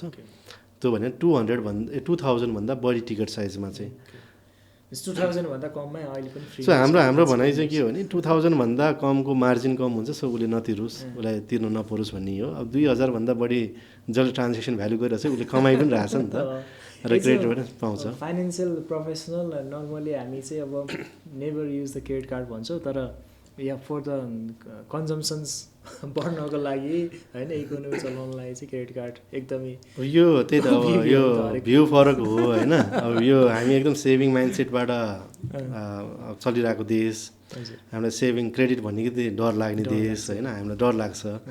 तर त्यो चाहिँ राइट एप्रोच चाहिँ होइन। इफ यु वान्ट टु, किन मैले बुझ्ने कुरा चाहिँ के हो भने तपाईँले कुनै बिजनेस चलाइरहनु भएको छ भने तपाईँले आफ्नो पैसामा बिजनेस चलाउनु धेरै गाह्रो हुन्छ होइन। सिमिलरली मेरो कुनै इच्छा आकाङ्क्षा छ भनेपछि सबै मेरै पैसाबाट हुनुपर्छ भन्ने कुरा चाहिँ इट्स भेरी गाह्रो कुरा हो कि। त्यो भने चाहिँ कि त मैले त्यसलाई डिले गर्नुपर्छ मेरो एस्पिरेसन्सको लागि, कि त म आजै किन्यो भने मलाई क्रेडिट इन्स्ट्रुमेन्ट चाहिन्छ, नट ओन्ली क्रेडिट कार्ड अब गाडी किन्न छ भने तपाईँले आफै पैसा लगाएर त गाडी किन्नुहुन्न नि होइन। तपाईँको एस्पिरेसन गाडी किन्न छ, त्यो 5 वर्षपछि त त्यो इन्फ्लेसनले पनि त्यो रेट अझै बढाइदिइसकेको छ। त्यो त आजै किन्न पाएको भए चाहिँ त इट मेक सेन्स नि। सो त्यही भएर पनि त्यो इकोनोमीलाई चलायमान बनाउनलाई पनि क्रेडिट इन्स्ट्रुमेन्ट रिक्वायर्ड छ र यो भइरहेको कुरा हो। अब नेपालमा मात्रै त्यो प्र्याक्टिस नभएको, तर त्यो प्र्याक्टिस किन नभएको भने हामीसित यो स्मल ल्यान्डिङ नै नभएर हो होइन। हामीले अब ल्यान्डिङ गर्नु भने कि त गाडी नै सोचिन्छ कि त घरै सोचिन्छ, घर किन्न पऱ्यो भने क्रेडिट चाहिन्छ, गाडी किन्न पऱ्यो भने क्रेडिट चाहिन्छ होला, बिजनेसलाई बढाउनु पऱ्यो भने क्रेडिट चाहिन्छ होला। तर इन्डिभिजुअल लेभलको आफ्नो एस्पिरेसन्सहरूलाई मिट गर्नलाई पनि त ल्यान्डिङ त चाहिन्छ नि। सो त्योवाला पार्ट चाहिँ यसले चाहिँ सिकाइदिन्छ। भोलि गएर रिटेल मलाई गाडीको लोन लिन सुरुमा ब्याङ्क जान एकदमै डर लाग्छ, त्यो क्रेडिट लिन पनि गाह्रो हुन्छ। तर क्रेडिट चाहिँ सुरुदेखि नै मलाई त्यसको बिहेभियर या त्यसको बानी पऱ्यो भने चाहिँ भोलि रिटेल लेन्डिङ्सहरू गाडीको लोन लिन पनि त्यति अप्ठ्यारो हुँदैन। र त्यसले जुन डेटा क्रिएट गरिरहेछ त्यसले पनि ब्याङ्कहरूलाई पनि हेल्प गर्छ भनेपछि यो भने ओभरअल इकोसिस्टम या यो त अब साइकलमा चल्ने कुराहरू हुन्। र सो त्यो साइकलमा चाहिँ एउटा पार्टलाई चाहिँ कम्प्लिटली मिस गरिदिएर चाहिँ हामीले यो इकोसिस्टम या इकोनोमीलाई चाहिँ बढाउन चाहिँ त्यति सजिलो चाहिँ नहोला भन्ने चाहिँ हाम्रो पर्सपेक्टिभ हो। सो त्यही भएर पनि क्रेडिट कार्डले मान्छे बिगार्छ भन्ने भने अब त्यो भने चाहिँ मैले के भन्छु बिहेभियर हो होइन। अब त्यो मान्छेले त्यो बिहेभियर त कन्ट्रोल गर्नुपर्छ। मलाई F1 सबले होइन हजुर लगभग 2 डिकेड्स त कम्प्लिट गरिसकेका अरे होइन। जुन सुरुदेखिको उसको F1 सबले जसरी चाहिँ ब्याङ्कलाई इम्पावर गर्यो मोबाइल ब्याङ्किङमा, कोर ब्याङ्किङ सिस्टममा, त्यसै गरी ई-सेवाले जसरी त्यो डिजिटलाइज गर्यो होइन। त्यसैको आउटकमहरू अहिले चाहिँ हाम्रो phone pay, credit card, phone tag होइन, त्यसैको आउटकमहरू आउँदैछ नि त अहिले। जस्तै अब नेपाल जस्तो देशमा चाहिँ समवन लाइक जो चाहिँ टेकमा एकदमै राम्रो छ, 30 अराउन्ड ओल्ड छ, उसले चाहिँ आज आएर चाहिँ ल I will create a kind of phone pay or यस्तो भनेपछि कमर्सियली त आई डोन्ट नो टेक्निकली पनि भाइबल छ कि छैन। टेक्निकली त अब आजको दिनमा बसेर हेर्दाखेरि टेक्निकल पर्सपेक्टिभ मात्रै अब यो टेक्निकल इन द सेन्स अब सफ्टवेयर या इकोसिस्टम क्रिएट भइसक्यो नि त। F1 सफ्टको सबै एन्ट्री गर्ने ब्याङ्कसँग इकोसिस्टम क्रिएट भइसक्यो होइन। अब कोही आएर चाहिँ अब म नयाँ इकोसिस्टम बनाउँछु बिल्ड गर्छु भने लाइक इम्पोसिबल। अब ठ्याक्कै फोन पे जस्तै बनाउँछु या एनसिएचएल जस्तै बनाउँछु या ई-सेवा जस्तै बन्छु भन्ने हो भने चाहिँ गाह्रो छ। तर भने फोन पेले गर्ने काम पनि हिजो के काम गरेर थियो, आज क्रेडिट कार्ड आयो, भोलि केही कुरा आउला नि त, केही न केही त नयाँ मार्केटमा आउँछ नि। सो एस्पिरेसन के हुने भने फोन पे बन्नु होइन चाहिँ फोन पेले नेक्स्ट के बनाउँछ होला त्यो चाहिँ आज बनाउनु होला कि खासै, या ई-सेवाले भोलि के बनाउँदैछ त्यसमा चाहिँ आजै जानुभयो भने चाहिँ अब इट मेक सेन्स। तर त्यो पनि त्यति सजिलो चाहिँ छैन, किनकि अल्टिमेटली त्यसको लागि दुईवटा कुरा हो, बाइआउट गर्न सक्ला, बाइआउट पनि गर्दैन र जति पनि होइन। मेरो हिसाबले हेर्दाखेरि चाहिँ स्टार्टअपहरू किन सक्सेसफुल हुन्छन् र किन हुँदैनन् भन्ने लाइनमा हेर्ने भने जति फास्ट एन्ड अजाइल कम्पनी हुन्छ त्यति चाँडै ऊ सक्सेसफुल हुन्छ। हुन त ऊ फेलियर हुन पनि त्यति नै सजिलो होला होइन। तर chances of success is very high because of his agility र जुन डिसिसन लिने क्विक र त्यो इनोभेसन्स गर्न सक्ने माइन्डसेटहरूले गर्दा हो नि त। भोलि गएर कुनै पनि कम्पनी चाहिँ को सिस्टम्स या यस्तो इकोसिस्टम बिल्ड हुन्छ कि त्यसलाई आफै नै एकदमै हेभी बनाइदिन्छ र फोन पेसित त्यो क्यापेसिटी हुँदैन कि एकदमै चाँडै चाहिँ कुनै प्रडक्ट निकालौँ भन्ने चाहिँ। बिकज फोन पेको त ट्रस्ट पनि म्याटर्स गर्छ नि त। भोलि कुनै नयाँ कुरा लिएर आयो त्यसले केही बिगाऱ्यो भने त मेरो ओभरअल ट्रस्टमा इम्प्याक्ट पार्छ नि त। त्यो कुराहरू त हामी सोच्छौँ नि त। वेरस स्टार्टअपलाई चाहिँ के छ भने चाहिँ त त्यो लेभलको ट्रस्ट त त्यो माथि हुँदैन नि त। उसले जे गर्ने नयाँ गर्ने हो नि त। सो त्यसलाई प्रुभ गर्न चाहिँ सजिलो होला। अब होइन म फोन पे नै बन्छु भन्ने कुरा चाहिँ त इट विल टेक टाइम र त्यति सजिलो चाहिँ हुँदैन होला। तर नयाँ कुराहरू गर्नलाई चाहिँ मार्केट इज स्टिल ओपन जस्तो लाग्छ मलाई। जस्तो तपाईँले ट्रस्टको कुरा गर्दाखेरि चाहिँ जसरी तपाईँहरूले एउटा ब्राइट एप्रोचमा फोन ट्याग लन्च गर्नुभयो, रिजन बेङ कि अब गाउँ गाउँमा चाहिँ कनेक्टिभिटीको इस्यु छ, अफलाइनमा पनि पेमेन्ट ट्रान्सफर गर्न सकिन्छ। तर त्यसको लागि त फेरि मर्चेन्टहरूलाई अफलाइनमा त्यसलाई भ्याबल बनाउन हार्डवेयर चाहियो होइन। अब रियल टाइममा त्यो मेसेजिङहरू त्यो अभियसली प्रब्लम छ, त्यसले त फेरि ट्रस्ट डेफिसिटकै काम गर्ला नि त सर। सो त्यसमा हेर्दाखेरि चाहिँ त्यो मैले भने जस्तो सजिलै त हुँदैन होइन, अब यस्तो इन्फ्रास्ट्रक्चर बिल्ड गर्नलाई। तर मैले भन्नु खोजिरहेको चाहिँ अभियसली आफ्नो इकोसिस्टम बिल्ड भइसकेपछि सजिलो चाहिँ हुन्छ। तर फोन पेले अब गर्नुपर्ने काम चाहिँ के होला भनेपछि त फोन पेले अब गर्ने काम चाहिँ आफूलाई एज अ प्लेटफर्मको रूपमा चाहिँ लिएर आउनुपर्छ कि भिजन कहाँ चेन्ज हुन्छ भने चाहिँ अब हाम्रो भिजन हामी प्रडक्ट निकाल्नुभन्दा पनि हाम्रो भिजन चाहिँ प्लेटफर्म क्रिएट गर्नु हो र प्रडक्ट चाहिँ अरूले लिएर आओस् भन्ने हो क्या। ओके। सो अब हामी कहाँ सिफ्ट हुँदैछ 5-6 वर्षमा हाम्रो सिफ्ट चाहिँ के हो भनेपछि we want to be a platform builder, या जहाँ चाहिँ किनकि अबको गोल भनेको चाहिँ ट्रान्जेक्सन्स क्रिएट गर्नु हो नि त। ट्रान्जेक्सन फोन पेले सोचेर क्रिएट हुँदैन क्या, किनकि तपाईँको पेन पोइन्ट मलाई थाहा छैन, मार्केटले खोजिरहेको छ सबै कुरा मलाई थाहा हुँदैन। किनकि म एउटा सानो एउटा बिल्डिङमा बसेर मार्केटले के खोजिरहेछ भन्ने कुरा चाहिँ त्यो सोच्न नि गाह्रो हुन्छ होला होइन। तर बेस्ट वे चाहिँ के हो भने मैले एउटा यस्तो प्लेटफर्म क्रिएट गरिदिन्छु जहाँ चाहिँ एनीबडी क्यान कम एन्ड उसले आफ्नो बिजनेस चाहिँ क्रिएट गर्नु पाओस्। र फोन पेले के फाइदा हुन्छ भने चाहिँ अल्टिमेटली त्यो सबै ट्रान्जेक्सन त फोन पेबाट राउट हुने हो नि त। So phone pay will be there र एज अ हाइवेको रूपमा। तर त्यो हाइवेमा कसले के कसरी युज गर्ने भनेर त बिजनेसले डिफाइन गर्न पायो नि त, अरू बिजनेसहरू आउनु पायो नि त। सो एक्जाम्पल फर एक्जाम्पल आजको दिनमा लेन्डिङकै केही प्लेटफर्महरू क्रिएट गर्नुपर्ने छ अरे।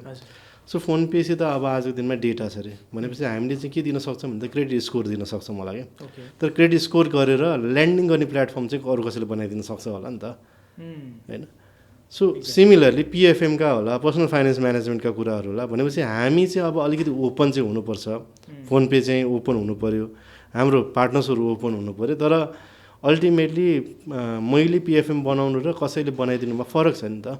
जस्तो तपाईँले चाहिँ कसरी डेटा दिन्छ, एपिआई दिएर चाहिँ इन्डिभिजुअल कसरी? सो त्यो चाहिँ अझै अब यो अझै टेक्निकल्ली डिफाइन गर्ने कुराहरू होला होइन। अब यो भने ओपन ब्याङ्किङ एपिआइज या इन्फर्मेसन एक्सेस प्लेटफर्म्सहरू भन्ने मल्टिपल कन्सेप्ट या फ्रेमवर्क चाहिँ यो इन्डियामा पनि छ, इन्डियामा एकाउन्ट एग्रिगेसन्स भनेर पनि छ होइन। सो अल्टिमेटली के हो भने चाहिँ मैले चाहिँ त्यो कुनै जति इन्फर्मेसन मसित छ या मेरो पार्टनर्ससित छ त्यो इन्फर्मेसन चाहिँ मैले थर्ड पार्टीलाई दिन सक्ने क्यापेबिलिटी चाहिँ बिल्ड गर्ने हो। अब आजको दिनमा त्यो किन भइरहेको छैन भनेपछि because we don't have proper regulations and legal framework क्या। भनेपछि कुनै इन्फर्मेसन मेरो इन्फर्मेसन अरूलाई दिने जुन प्राइभेसीका कुराहरू छन् होइन। सो यो सबै कुरा म्यानेज गर्न नसकेर त्यो ओपन हुन नसकिरह्यो क्या। टेक्निकली वी आर क्यापेबल त्यो ओपन गर्न सक्छौँ, तर लिगल फ्रेमवर्कले हामीले के दिइरहेको छैन भने चाहिँ भोलि त तपाईँको डेटा म कुन आधारमा सेयर गरिस्, हामीसित त्यो डेटा कसैले रङली युज गरिदियो भने के हुन्छ, त्यसको लिगल इम्प्लिमेन्टेसनहरू के हुन सक्छन् होला। सो त्यो कुराहरू चाहिँ त फ्रेमै भएको छैन नि त। सो त्यसले गर्दा चाहिँ हामीलाई अप्ठ्यारो भइरहेको। तर वान्स यो सबै कुरा चाहिँ फ्रेममा आइसकेपछि जस्तो जिडिपिआर भने जस्तो पिएसडी भने जस्तो जुन चाहिँ रेगुलेसन्सहरू छ त्यस्तो आइदियो भने चाहिँ हामीलाई पनि के भने अल्टिमेटली मेरो इन्फर्मेसन त मेरो कन्सेन्टले काम गर्न सक्नु पऱ्यो नि त। मेरो ब्याङ्कमा भएको इन्फर्मेसन मैले ल कन्सेन्ट दिएँ ल फलानालाई दिनु भने त दिनु पऱ्यो ब्याङ्कले पनि, या फोन पेलाई भन्यो भने फोन पेले पनि दिनु पऱ्यो, या कुनै पनि ट्याक्स अथोरिटीलाई भने ट्याक्स अथोरिटीले पनि दिनु पर्ला नि त। कन्सेन्ट छ भने दिने हो नि त। तर यो कन्सेन्ट कसरी लिने कसरी दिने भन्ने कुरा र आजको दिनमा त त्यो कन्सेन्ट दिएर पनि लिन सक्ने छैन। राष्ट्र ब्याङ्कमै हेऱ्यो भने यस्तो पोलिसी छ कि ब्याङ्कले कुनै पनि केसमा अदर देन यो कुनै लिगल रिक्वायरमेन्ट बाहेक कुनै पनि केसमा चाहिँ ब्याङ्कले चाहिँ इन्फर्मेसन डिस्क्लोज गर्न पाउन्न भनेर पोलिसीमा छ, बाफीमै छ। अब त्यो भइदिइसकेपछि त मेरै कन्सेन्टले पनि मैले दिन पाइरहेको छैन नि। भनेपछि अब यस्ता कुराहरू पोलिसिजहरूमा चेन्जेसहरू होला, नयाँ लिगल फ्रेमवर्कहरू क्रिएट गर्नुपर्ने होला। सो यो भइदियो भने चाहिँ phone pay will be acting as a platform होइन र इन्फ्रास्ट्रक्चर। तर अब यो इन्फ्रास्ट्रक्चर युज गरेर अलिक कस्तो केस बनाउनुहुन्छ अब it depends on the startups. नयाँ यो चाहिँ अब इन्डियामा चाइनामा भएको कुरा पनि यस्तै नै हो क्या फेरि। सो योवाला चाहिँ अब जाने वे फरवर्ड चाहिँ फोन पेले सोचिरहेको चाहिँ त्यो लाइन चाहिँ हुन्छ होला। तपाईँ प्लेटफर्ममा जाने भने पनि रेभेन्यू आर होइन एग्रिड बट तै पनि इलिगल्ली चाहिँ मिलेको छैन। हो अब दुई तिनवटा कुरा हुन्छ जस्तो लाग्छ मलाई चाहिँ। जस्तै पहिला त फोन पे या ई सेवा जन्मिँदा पनि लिगल फ्रेमवर्क केही पनि थिएन, बट स्टिल ई सेवा त जन्मिरहेको थियो नि त। सो जस्तै एकदम युज केस राइड हेलिङको भनौँ न पठाउ आउँदाखेरि केही लिगल फ्रेमवर्क थिएन नि, राइट सेयरिङ चलिरहेको थियो नि त होइन, उसले पनि गाह्रो भयो। सो सर्टेन कुरा चाहिँ के हो भने मार्केटको एक्सेप्टेन्स इज भेरी रिक्वायर्ड पनि हुन्छ। र हामीले भनिरहेको थियो नि अब हामीले काम गर्न किन खोज्नुपर्छ भनेपछि त्यो एक्सेप्टेन्स छ कि छैन, त्यसले मार्केटमा काम गर्छ कि गर्दैन भन्ने त प्रुफ गर्नुपर्छ होला। त्यसपछि regulation and policy may follow कि फेरि अब हामीले गलतै काम गरिरहेछौँ भने चाहिँ अभियसली बन्दै गर्ने रेगुलेसन्सहरू आउला। तर हामीले राइट एप्रोचमा राइट इथिकल भएर काम गरिरहेछौँ भने त देयर इज नो लाइक बन्द गर्नुपर्ने रिजन हुँदैन नि त। अब त्यसलाई कसरी त्यसमा कसरी पोलिसी बनाउने, त्यसलाई कसरी रेगुलेट गर्ने भन्ने काम चाहिँ त पछि आउँछ जस्तो पनि लाग्छ। सो दुइटै तरिकाले हेर्नुपर्छ होला। अब के अरे रेगुलेसन्स या ल कुरेर बस्ने कि मार्केटमा पहिला सर्टेन प्रोटोटाइपिङहरू गर्ने, टेस्टिङ्सहरू गर्ने, एक्सेप्टेन्सहरू हेर्ने र पोलिसीहरू कुरा चाहिँ बन्दै गर्छ भनेर जाने भन्ने पनि हो। सो दुइटै एप्रोचलाई चाहिँ हामीले हेरिरहेछौँ। ओके, भनेपछि त्यो बेलासम्म त जस्तै कि कुनै स्टार्टअप चाहिँ which could have been based on the data of your platform, त्यो बेलासम्म त फेरि मलाई लन्च गर्नु त गाह्रै हो नि त होइन, बिकज तपाईँसँग त त्यो मेरो एमए हुनै सक्दैन। हजुर होइन। जस्तै अर्को कुरा जस्तै तपाईँले यही कुरामा चाहिँ तपाईँले काहीँ भने जस्तो लाग्छ द फ्युचर अफ फाइनेन्समा चाहिँ एउटा फुल स्ट्याक फाइनेन्सियल प्लेटफर्म जसले चाहिँ सबै काम गर्न सक्छ भन्ने कुरा नै एउटा कतिवटा आएको थियो तपाईँबाट नै आएको थियो जस्तो लाग्छ होइन। अनि फोन पे बिङ भनौँ न यत्रो बिलियन अफ ट्रान्जेक्सन्सहरू गरिरहेछ, डेटा त तपाईँभन्दा बढी कोसँग होला र होइन त्यहाँभित्र चाहिँ भनेपछि एउटा फ्युचरमा त एउटा ब्याङ्क नै बन्न सक्छ नि त फोन पे त, अब ब्याङ्कको अलमोस्ट धेरै कामहरू गर्न सक्छ नि त। ब्याङ्कै बन्नको लागि चाहिँ त मैले देख्ने चाहिँ ब्याङ्क भनेर चाहिँ कस्टमर एक्विजिसन भेरी इम्पोर्टेन्ट। डेटाले खासै काम गर्दैन। कस्टमर एक्विजिसन इज किन एकाउन्ट त बनाउनु पऱ्यो नि त। So phone pay will never be a bank होइन। कस्तो खाले चाहिँ ब्याङ्क हुन सक्छन् भनेपछि मेबी पिएसपी चाहिँ ब्याङ्क हुन सक्छन् होला पछि गएर, किनकि they have the customer base होइन, वालेट चलाइरहनु भएको छ भनेपछि भोलि गएर उहाँहरू चाहिँ हुन सकिन्छ होला। फोन पे भन्ने जस्तो एन्टिटी चाहिँ ब्याङ्क चाहिँ कहिले हुँदैन होला, एउटा पार्ट। सेकेन्ड पार्ट चाहिँ इन्फर्मेसन या सर्टेन इन्फर्मेसन चाहिँ हामीले जति ट्रान्जेक्सन्स गरिरहेछौँ केही न केही इन्फर्मेसन्सहरू चाहिँ हुन्छ। तर त्यो अलिकति मिसगाइडेड कि चाहिँ हो नि हामीसित सबै इन्फर्मेसन हुन्छ भन्ने चाहिँ होइन। हामीसित इन्फर्मेसन भने ट्रान्जेक्सनको इन्फर्मेसन मात्र हुन्छ, ट्रान्जेक्सनल डेटा हो। हामीसित कुनै पनि तपाईँको पिआइए पर्सनली आइडेन्टिफाएबल डेटाजहरू चाहिँ हुँदैन। मैले यो ट्रान्जेक्सन तपाईँले नै गरेको भनेर चिन्ने आधार केही पनि छैन कि मसित। तर मसित गरेको ट्रान्जेक्सन चाहिँ यस्तो हुन्छ है, यस्तो मान्छेहरूले चाहिँ ट्रान्जेक्सन गरिरहेछ है भन्ने चाहिँ आधार निकाल्न सकिन्छ। तर आई कान्ट पिन पोइन्ट कि यो चाहिँ तपाईँले नै गरेको ट्रान्जेक्सन भनेर। स्कोरिङ कसरी गर्न सक्नुहुन्छ त्यसमा? सो क्रेडिट स्कोरिङ भनेको चाहिँ हामीले ब्याङ्कलाई डेटाजहरू चाहिँ कसरी प्रोभाइड गर्न सक्छौँ या स्कोर कसरी गर्न सक्छौँ। आजको दिनमा मसित भएको चाहिँ एउटा मात्र आइडेन्टिफायर के हो भने कि त एकाउन्ट नम्बर छ कि मोबाइल नम्बर छ। ओके। तर तपाईँको एड्रेस, तपाईँको के काम गर्नुहुन्छ, तपाईँको स्यालेरी के हो, अरू चाहिँ हुँदैन मसित होइन। मसित तपाईँसित भएको मोबाइल नम्बर र तपाईँको एकाउन्ट नम्बर चाहिँ मसित छ। अब मैले आइडेन्टिफाई गरेँ त्यो एकाउन्ट नम्बर क्या। सो एकाउन्टको क्रेडिट या त्यो मोबाइल नम्बरको क्रेडिट एनालाइसिस दिने हो क्या मैले। र त्यो एनालाइसिस त्यो मोबाइल नम्बरको मात्रै हुँदैन, मैले त इन्डस्ट्रीको एनालाइसिस चाहिँ त्यो मोबाइलमा भने लुक अलाइक अडियन्सहरू निकालेर दिने हो नि त। सो तपाईँ जस्तो मान्छेले कस्तो ट्रान्जेक्सन गर्छ, तपाईँ जस्तो मान्छेले मोबाइल नम्बर एकाउन्ट नम्बरबाट त तपाईँले त मान्छे पनि त आइडेन्टिफाई गर्न सक्नुहुन्छ नि त। हो, मान्छे भने चाहिँ नम्बर आइडेन्टिफाइड भयो होइन। तर तपाईँ नै हो भन्ने कुरा चाहिँ मोबाइल नम्बरबाट अब खोजे भने आएला। तर तपाईँ हो भन्ने कुरा चाहिँ मसित तपाईँको न सिटिजनसिप हुन्छ न अरू कुनै इन्फर्मेसन हुन्छ होइन। सो मैले दिन सक्ने सर्भिसेस भने यो मोबाइल नम्बरको क्रेडिट स्कोरिङ कस्तो हुन्छ होला त भनेर दिन सक्ने चाहिँ हो क्या। रादर देन कि यो मोबाइल नम्बर कसको हो या यो मोबाइलमा चाहिँ को व्यक्ति हो भनेर चाहिँ दिन चाहिँ सकिँदैन होला। त्यो चाहिँ लिने अरू अल्टरनेटिभ सोर्स भने चाहिँ टेलिकम होला या ब्याङ्कै होला, किनकि त्यो ब्याङ्कसित लिङ्क तपाईँको केवाइसिजहरू छन् होइन, डिटेल भयो। सो नो योर कस्टमर फर्ममा चाहिँ जे भर्नुहुन्छ त्यो त तपाईँको पिआइए डेटासित रिलेटेड भयो नि त। तपाईँले म फोन पेमा अनबोर्ड हुनुहुन्छ कुनै पनि डेटा त त्यसरी दिनुहुन्न। सो हामीसित बेसिकली हुने ट्रान्जेक्सनल डेटा हो। ट्रान्जेक्सनल डेटालाई चाहिँ एनालाइसिस गर्न सकिन्छ। भनेपछि तपाईँको त अहिले डाइरेक्ट के अरे डेटा बायर्स त ब्याङ्क नै होला सर। अहिले भने जस्तै प्लेटफर्म हो र प्लेटफर्म अब भोलि रेगुलेसन्सहरू आइदियो भने अल्टिमेटली यो नम्बरको डेटा कसैलाई दियो भनेपछि अल्टिमेटली ब्याङ्कै मोस्टली ब्याङ्क होला, तर अरू पनि हुन सकिन्छ। किन यो भने चाहिँ एकाउन्ट एग्रिगेसन्सको कन्सेप्ट भने चाहिँ हामी प्लस ब्याङ्क मिलेर या हामी प्लस टेलिकम मिलेर हामी प्लस इन्सुरेन्स कम्पनीजहरू मिलेर दिने डेटाजहरू हो नि त। सो त्यही भएर चाहिँ कति ठाउँमा ब्याङ्क एज अ पार्टनरको रूपमा काम गरिरहेको पनि हुन्छ, कति ठाउँमा ब्याङ्क एज अ कन्ज्युमरको रूपमा पनि काम गर्न सकेको हुन्छ। सो अब यो त्यो प्लेटफर्म बिल्ड गर्दाखेरि चाहिँ मेरो लागि हुन कस्टमर ब्याङ्क पनि हुनसक्छ या नर्मल इन्डिभिजुअल्स पनि हुनसक्छ या स्टार्टअप पनि हुनसक्यो। सो एनीबडी त्यो चाहिँ जस्तै अहिलेको मेन प्रब्लम चाहिँ आइटी कम्पनीमा सबैले भनेको चाहिँ it's very hard to bring money भन्छ नि, बाहिरबाट चाहिँ पैसा ल्याउनलाई चाहिँ गाह्रो भयो, वा जुन चाहिँ नर्मली इन्टरनेसनल मान्छेहरूले चलाइरहेको हुन्छ त्यो चाहिँ हामीसँग एक्सेस छैन, लाइक अब स्ट्राइप भनौँ वा यस्तो कुराहरू छन् होइन, इन्टरनेसनल पेमेन्ट गेटवेहरू। हजुर, त्यो चाहिँ के फोन पेबाट त्यहाँ पनि लिङ्क भएर चाहिँ त्यस्तो के प्रोग्रेसहरू छ सर? जस्तै सो त्यसमा बुझाइ चाहिँ कस्तो हो र के रिक्वायरमेन्ट हो भन्ने कुरा चाहिँ इम्पोर्टेन्ट हो जस्तो लाग्छ। जस्तो कि अस्ति पनि हामीले अहिले गभर्मेन्टकै उसमा हेऱ्यो भने पेपाल नेपालमा आउँदैछ भनेर एकदम हल्ला चलिरहेछ होइन। अब पेपाल नेपालमा आउने भने के हो र नेपाललाई पेपाल किन चाहिएको हो भन्ने कुरा चाहिँ दुई तिनवटा कन्सेप्ट हुनसक्छ होला। अब एउटा चाहिँ पेपाल नेपालमै आएर बिजनेस गर्नु त्यो खोज्या हो कि होइन हामीले होइन।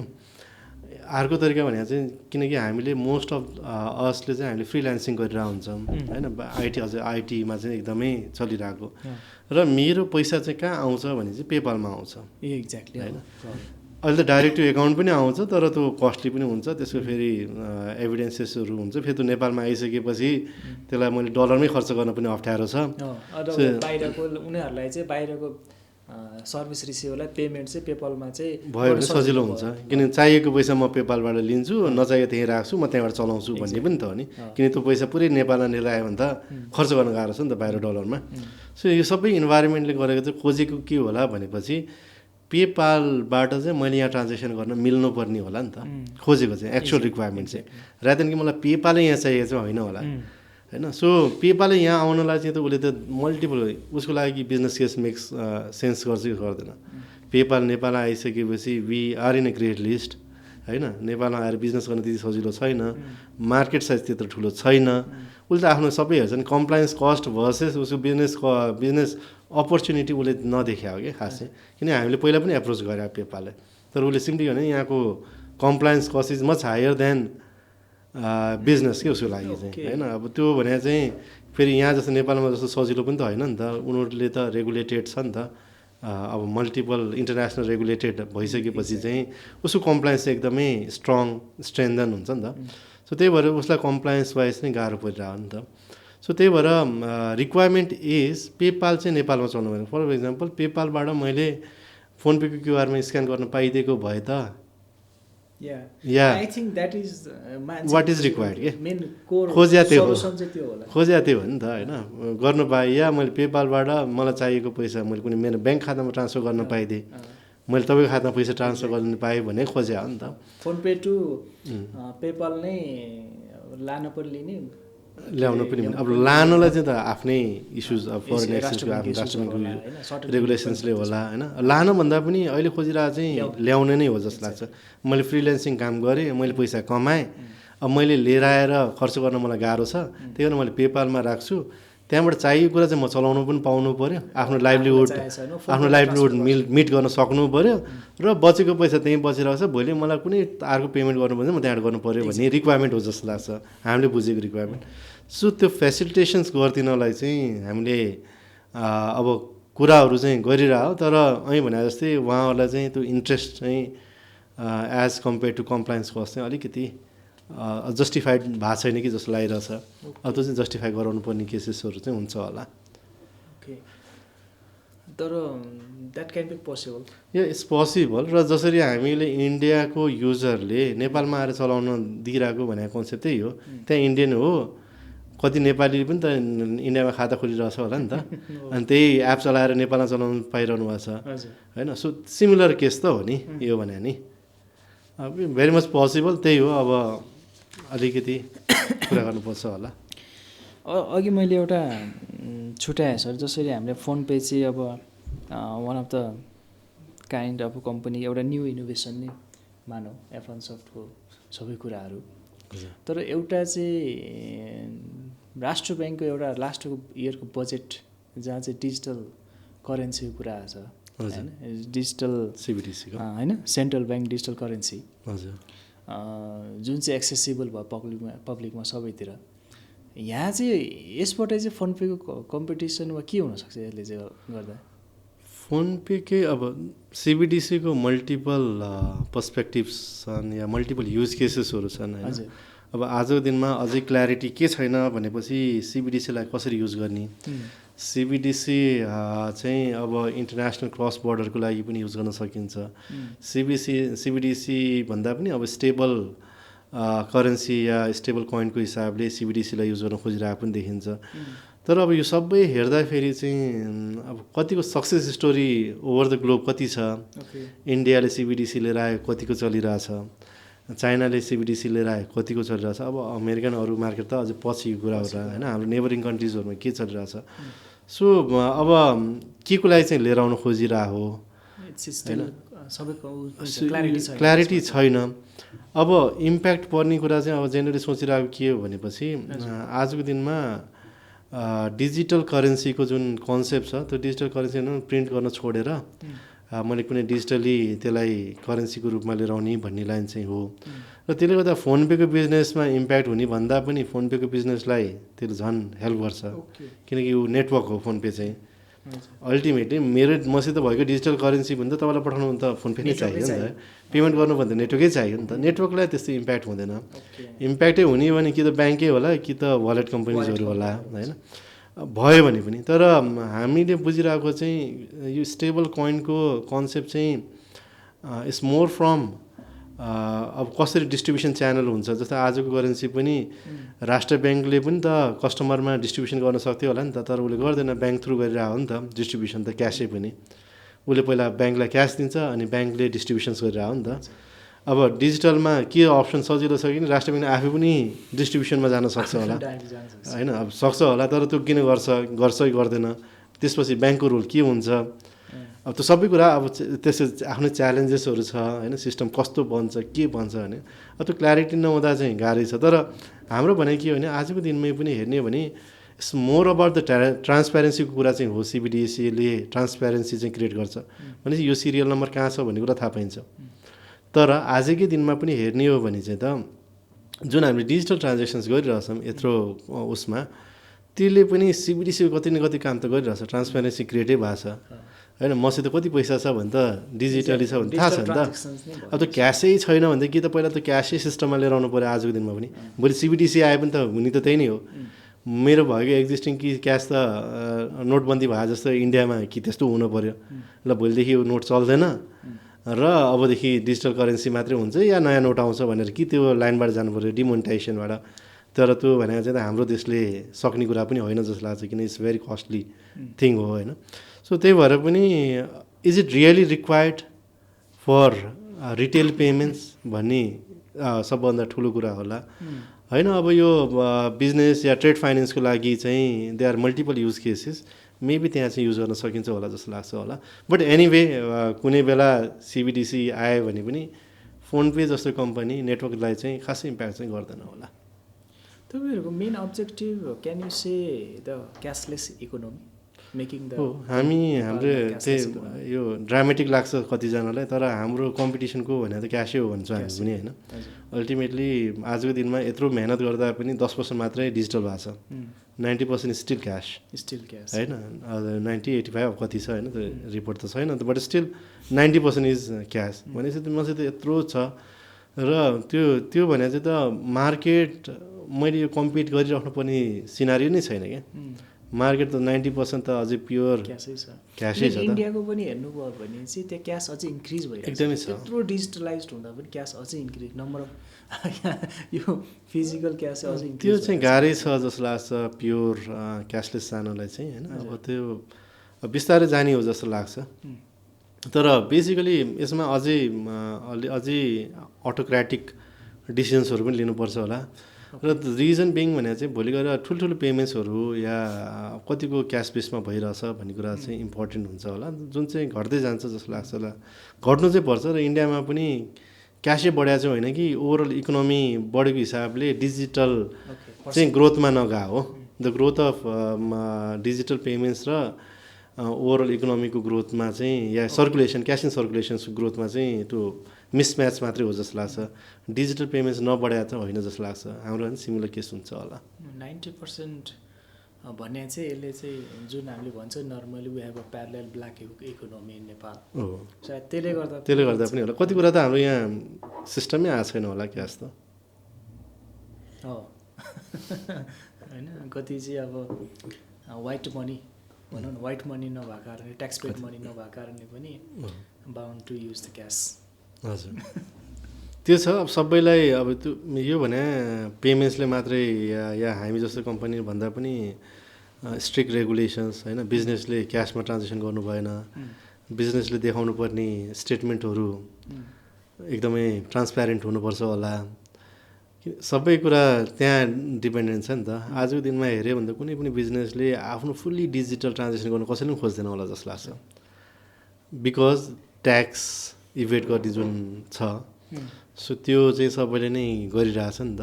अनि त्यसले भने चाहिँ अब जस्तै अस्ति आइआरडीले जुन निकाल्यो ट्याक्सको लागि चाहिँ, अब चाहिँ डिजिटल पेमेन्ट चाहिँ आफ्नै के अरे बिजनेस एकाउन्टमा मात्रै लिन पाइन्छ, नत्र भने चाहिँ सजाय हुन्छ भने। तर यो भन्नुभन्दा पहिला चाहिँ बिजनेस ट्रान्जेक्सन चाहिँ डिजिटली गर्नुहोस् या क्यासबाट गर्नुहोस्, हेज टु बी ट्रान्सप्यारेन्ट हुनुपर्ने होला नि त। एक्ज्याक्टली। अब मैले के भनेर चाहिँ क्युआरबाट गर्ने ट्रान्जेक्सन चाहिँ अब त्यो ट्याक्स ब्र्याकेटमा आउँछ, सो त्यही भएर त सेभिङ एकाउन्टमा लिन पाउनु न, करेन्ट एकाउन्ट खोल्नुपर्छ भन्नु। तर त्यसको त अब अल्टिमेट के हुन्छ, इम्प्याक्ट के हो भने त ऊ क्यासमा जान्छ फेरि। अब क्यास चाहिँ जे गरे पनि होइन। अब त्यो पर्सनल खातामा लिन नपाउनु भन्नुको अर्थ त अब क्यासले भने हो नि त। भनेपछि त त्यो त फेरि त्यसरी सिफ्ट हुन्छ नि त। सो हाम्रो इस्यु के हो भने चाहिँ बिजनेसले बिजनेस ट्रान्जेक्सनको रूपमा लिइरहेकोलाई चाहिँ ट्रान्सप्यारेन्टली बिजनेसै जसरी लिनु पऱ्यो भन्ने हो नि त। rather than ऊ क्यासबाट गर्छ कि डिजिटलबाट गर्छ भने चाहिँ अझै त्यति इम्प्याक्ट नहोला त्यसले चाहिँ भन्ने लाइन चाहिँ हो। ओके सरको एउटा क्वेसन चाहिँ हामी यहाँ मैले छुट्याइरहेको चाहिँ गोइङ आइपिओ। हजुर, phone pay is going IPO होइन। र जस्ट योभन्दा अगाडिको न्युज चाहिँ अब खेतान ग्रुप उहाँहरूले चाहिँ खेतान सरले 14% स्टेक पनि लिनुभयो होइन, जुन चाहिँ एकदमै प्राउड पनि फिल भयो। त्यत्रो मजाको भ्यालुएसन आयो नेपालको एउटा टेक कम्पनीको चाहिँ भ्यालुएसन होइन, अर्बसम्म पुग्यो होइन, लगभग 600-700 करोडसम्म पुग्यो भन्दाखेरि एउटा प्राउड पनि भयो होला टेक इन्डस्ट्रीको फिल्डमा होइन। एउटा इनोभेटिभ यतिको भ्यालु पनि गऱ्यो भनेर। नर्मली हामी चाहिँ भ्यालुएसन हाम्रो नेपालमा भ्यालुएसन चाहिँ एउटा फिजिकल एसेट्सलाई मात्रै गर्छौँ हामी होइन, र डिजिटल एसेट्सलाई पनि यति भ्यालु दिनु भनेको चाहिँ एउटा ठुलो प्राउड भयो होइन। र त्यसपछि चाहिँ अब आइपिओको अब आउँदैछ, यो चाहिँ हुन त राष्ट्र ब्याङ्कको एउटा म्यान्डेटले पनि होला होइन। अहिले चाहिँ पिएसओ र पिएसपीलाई चाहिँ विदिन 3 years चाहिँ आइपिओमा जान थालेछ भन्दाखेरि। र तपाईँहरूको जुन कल्चर छ त्यो चाहिँ फेरि अझै पनि स्टार्टअप कल्चर जस्तो लाग्छ होइन। सो मेनी थिङ्स तपाईँ हरेक वर्ष केही न केही नयाँ प्रडक्टहरू ल्याइरहनु भएको छ। अब चाहिँ अब is this right time to go into IPO? तपाईँहरूको जुन अझै पनि यो क्यासलेस इकोनोमी अझै तपाईँहरूलाई काम गर्नु छ होइन, यसमा के तपाईँहरूको माइन्डसेट थिङ्किङ कसरी गइरहेछ? सो आइपिओ सर्टेनली हामीले ट्राई गरिरहेको नि 2-3 वर्ष भयो हामी जाने भनेर। र इनफ्याक्ट रेगुलेसन्सले पनि के भनिरहेछ भने, किनकि हाम्रो यो आर्टिकल अफ एसोसिएसनमा पनि हामी आइपिओ जान्छौँ भनेर छौँ, र हामी पब्लिक लिमिटेड कम्पनी भएको कारणले आइपिओ जानुपर्छ भन्ने पनि छ, र रेगुलेसन्सले पनि हो। र 2-3टा कुरा चाहिँ के हो भने, आइपिओ एक त અહીંकै जुन हामीले ट्रान्जेक्सनको कुरा गऱ्यौँ, in fact it's a big achievement for a company like us. र इनफ्याक्ट यो भने रिप्रेजेन्टेसन अफ इन्डस्ट्री पनि हो। आज दिनमा कुनै पनि फिनटेक नेपालमा भएको फिनटेक आइपिओ पनि गएको छैन होला, यस्तो खाले भ्यालुएसन्स पनि अब कति गएको छैन होइन।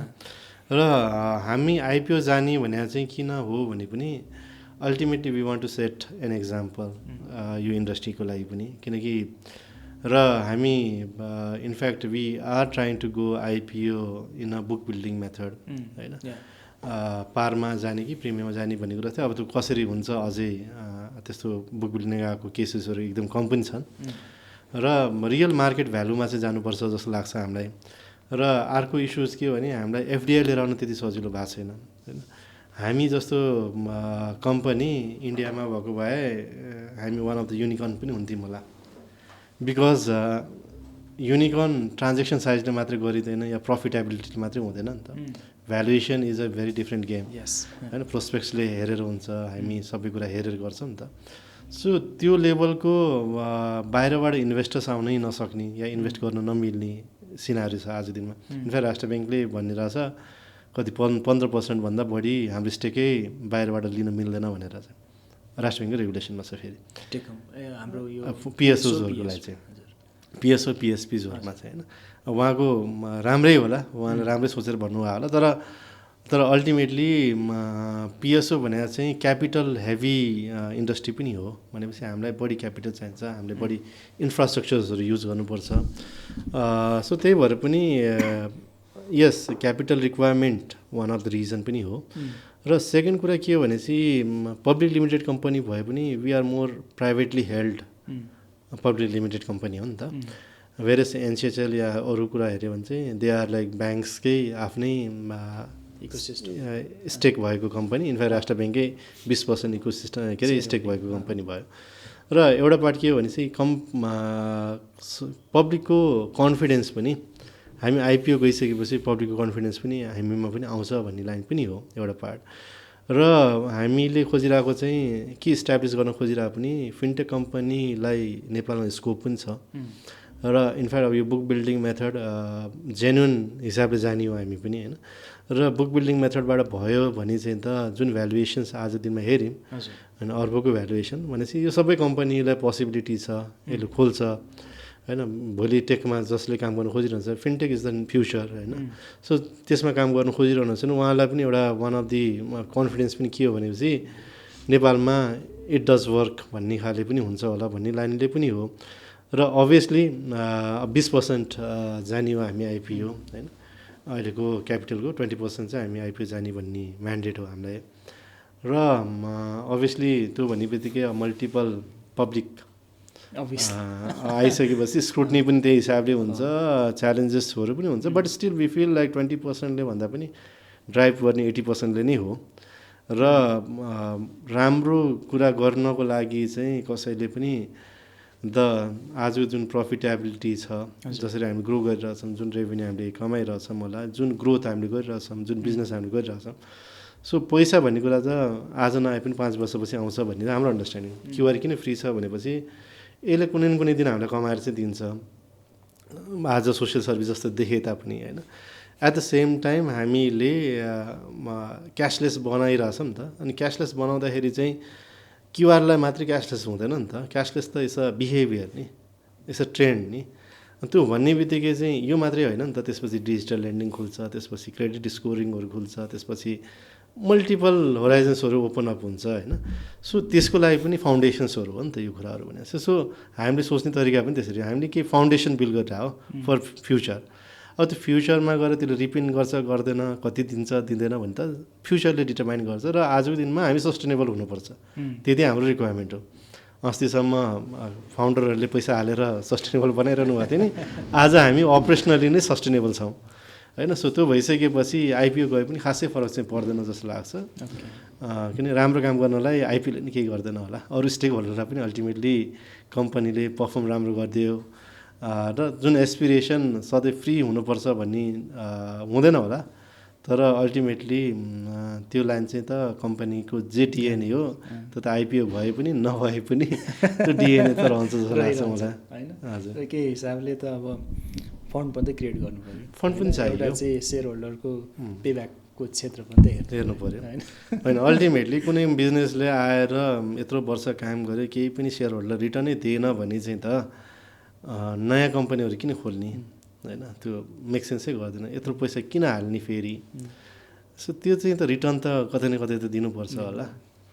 अल द बेस्ट त्यसको लागि चाहिँ थ्याङ्क यू सो मच आइपिओको लागि म एउटा लास्ट क्वेसन चाहिँ सोध्नु मन लाग्यो यो पोडकास्टकै जस्तै हाम्रो एउटा राम्रो इनोभेटिभ स्टार्टअप आएको थियो अरेन्ज नेक्स्ट भन्ने होइन हजुरले पनि कुरा गर्नुभएको छ जुन चाहिँ केही कारणले चाहिँ राष्ट्र ब्याङ्ककै निर्देशनमा बन्द पनि भयो होइन देयर सो मेनी अब त्यस्ता जुन चाहिँ अप बिफोर टाइम आए वा रेगुलेसन्सभन्दा पहिला आए होइन हुन्छ कतिले गरे पनि जस्तै लाइक अब टुटल पठाउले चाहिँ बिफोर रेगुलेसन्स नै गरे होइन तर कति चाहिँ बिफोर रेगुलेसन भएर बन्द पनि भयो त्यो सरले यसमा चाहिँ कति ठाउँमा रेज पनि गर्नुभएको छ अहिलेको अब न्यू गभर्मेन्टलाई चाहिँ अब योसँग रिलेटेड अलि स्टार्टअप हङ्गर जुन छ सिलिकन भ्याली टाइपको यसलाई क्रिएट गर्नलाई नयाँ नयाँ मान्छेहरूलाई आउनलाई नयाँ इन्भेस्टमेन्ट दिनलाई चाहिँ अबको हुनपर्ने सजेसन्सहरू चाहिँ फर द गभर्मेन्ट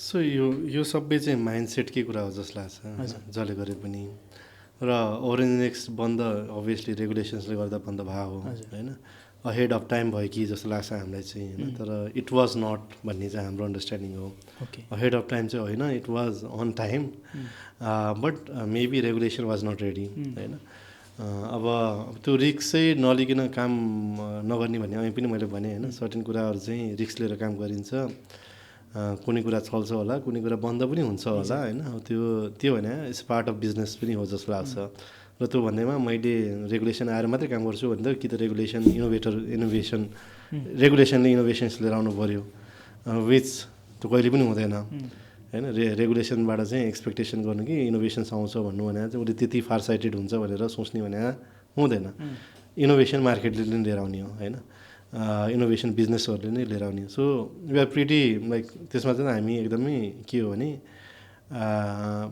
रेगुलेसन आओस् नआओस् बी इथिकल तर इनोभेसन चाहिँ लिएर आउनुपर्छ त्यति चाहिँ हुन्छ होइन अब त्यो भन्दा पनि अब त्यो भने अहिले पनि भने माइन्डसेट अफ रेगुलेसन्स कस्तो छ माइन्डसेट अफ गभर्मेन्ट कस्तो छ आजको दिनमा हेर्ने भने गभर्मेन्टको खासै गर्ने नै हाम्रो बिजनेसमा त्यति दखल आजको दिनमा छैन not on neither on a positive side nor in a negative side या यो गर पनि भनेको छैन यो नगर पनि भनेको छ मैले यसले हेल्प गर्छु पनि भनेको छैन मैले यसले अड्काइदिन्छु पनि भनेको छैन so they are very neutral business model उहाँहरूको आफ्नै छ अनि दे आर भेरी न्युट्रल होइन भनेपछि त्यो त्यस्तो खाले आजको दिनसम्म छैन अब फ्युचरमा के हुन्छ थाहा छैन तर हाम्रो लागि भने चाहिँ रेगुलेटर नै हो because we are regulated business र मेरोलाई राष्ट्र ब्याङ्क नै सर्वहारा नै हो उहाँ चाहिँ होइन अब जे गर्नुहुन्छ उहाँले गर्नुहुन्छ सो अब त्यो लेभल अफ अन्डरस्ट्यान्डिङ त्यो लेभल अफ किनकि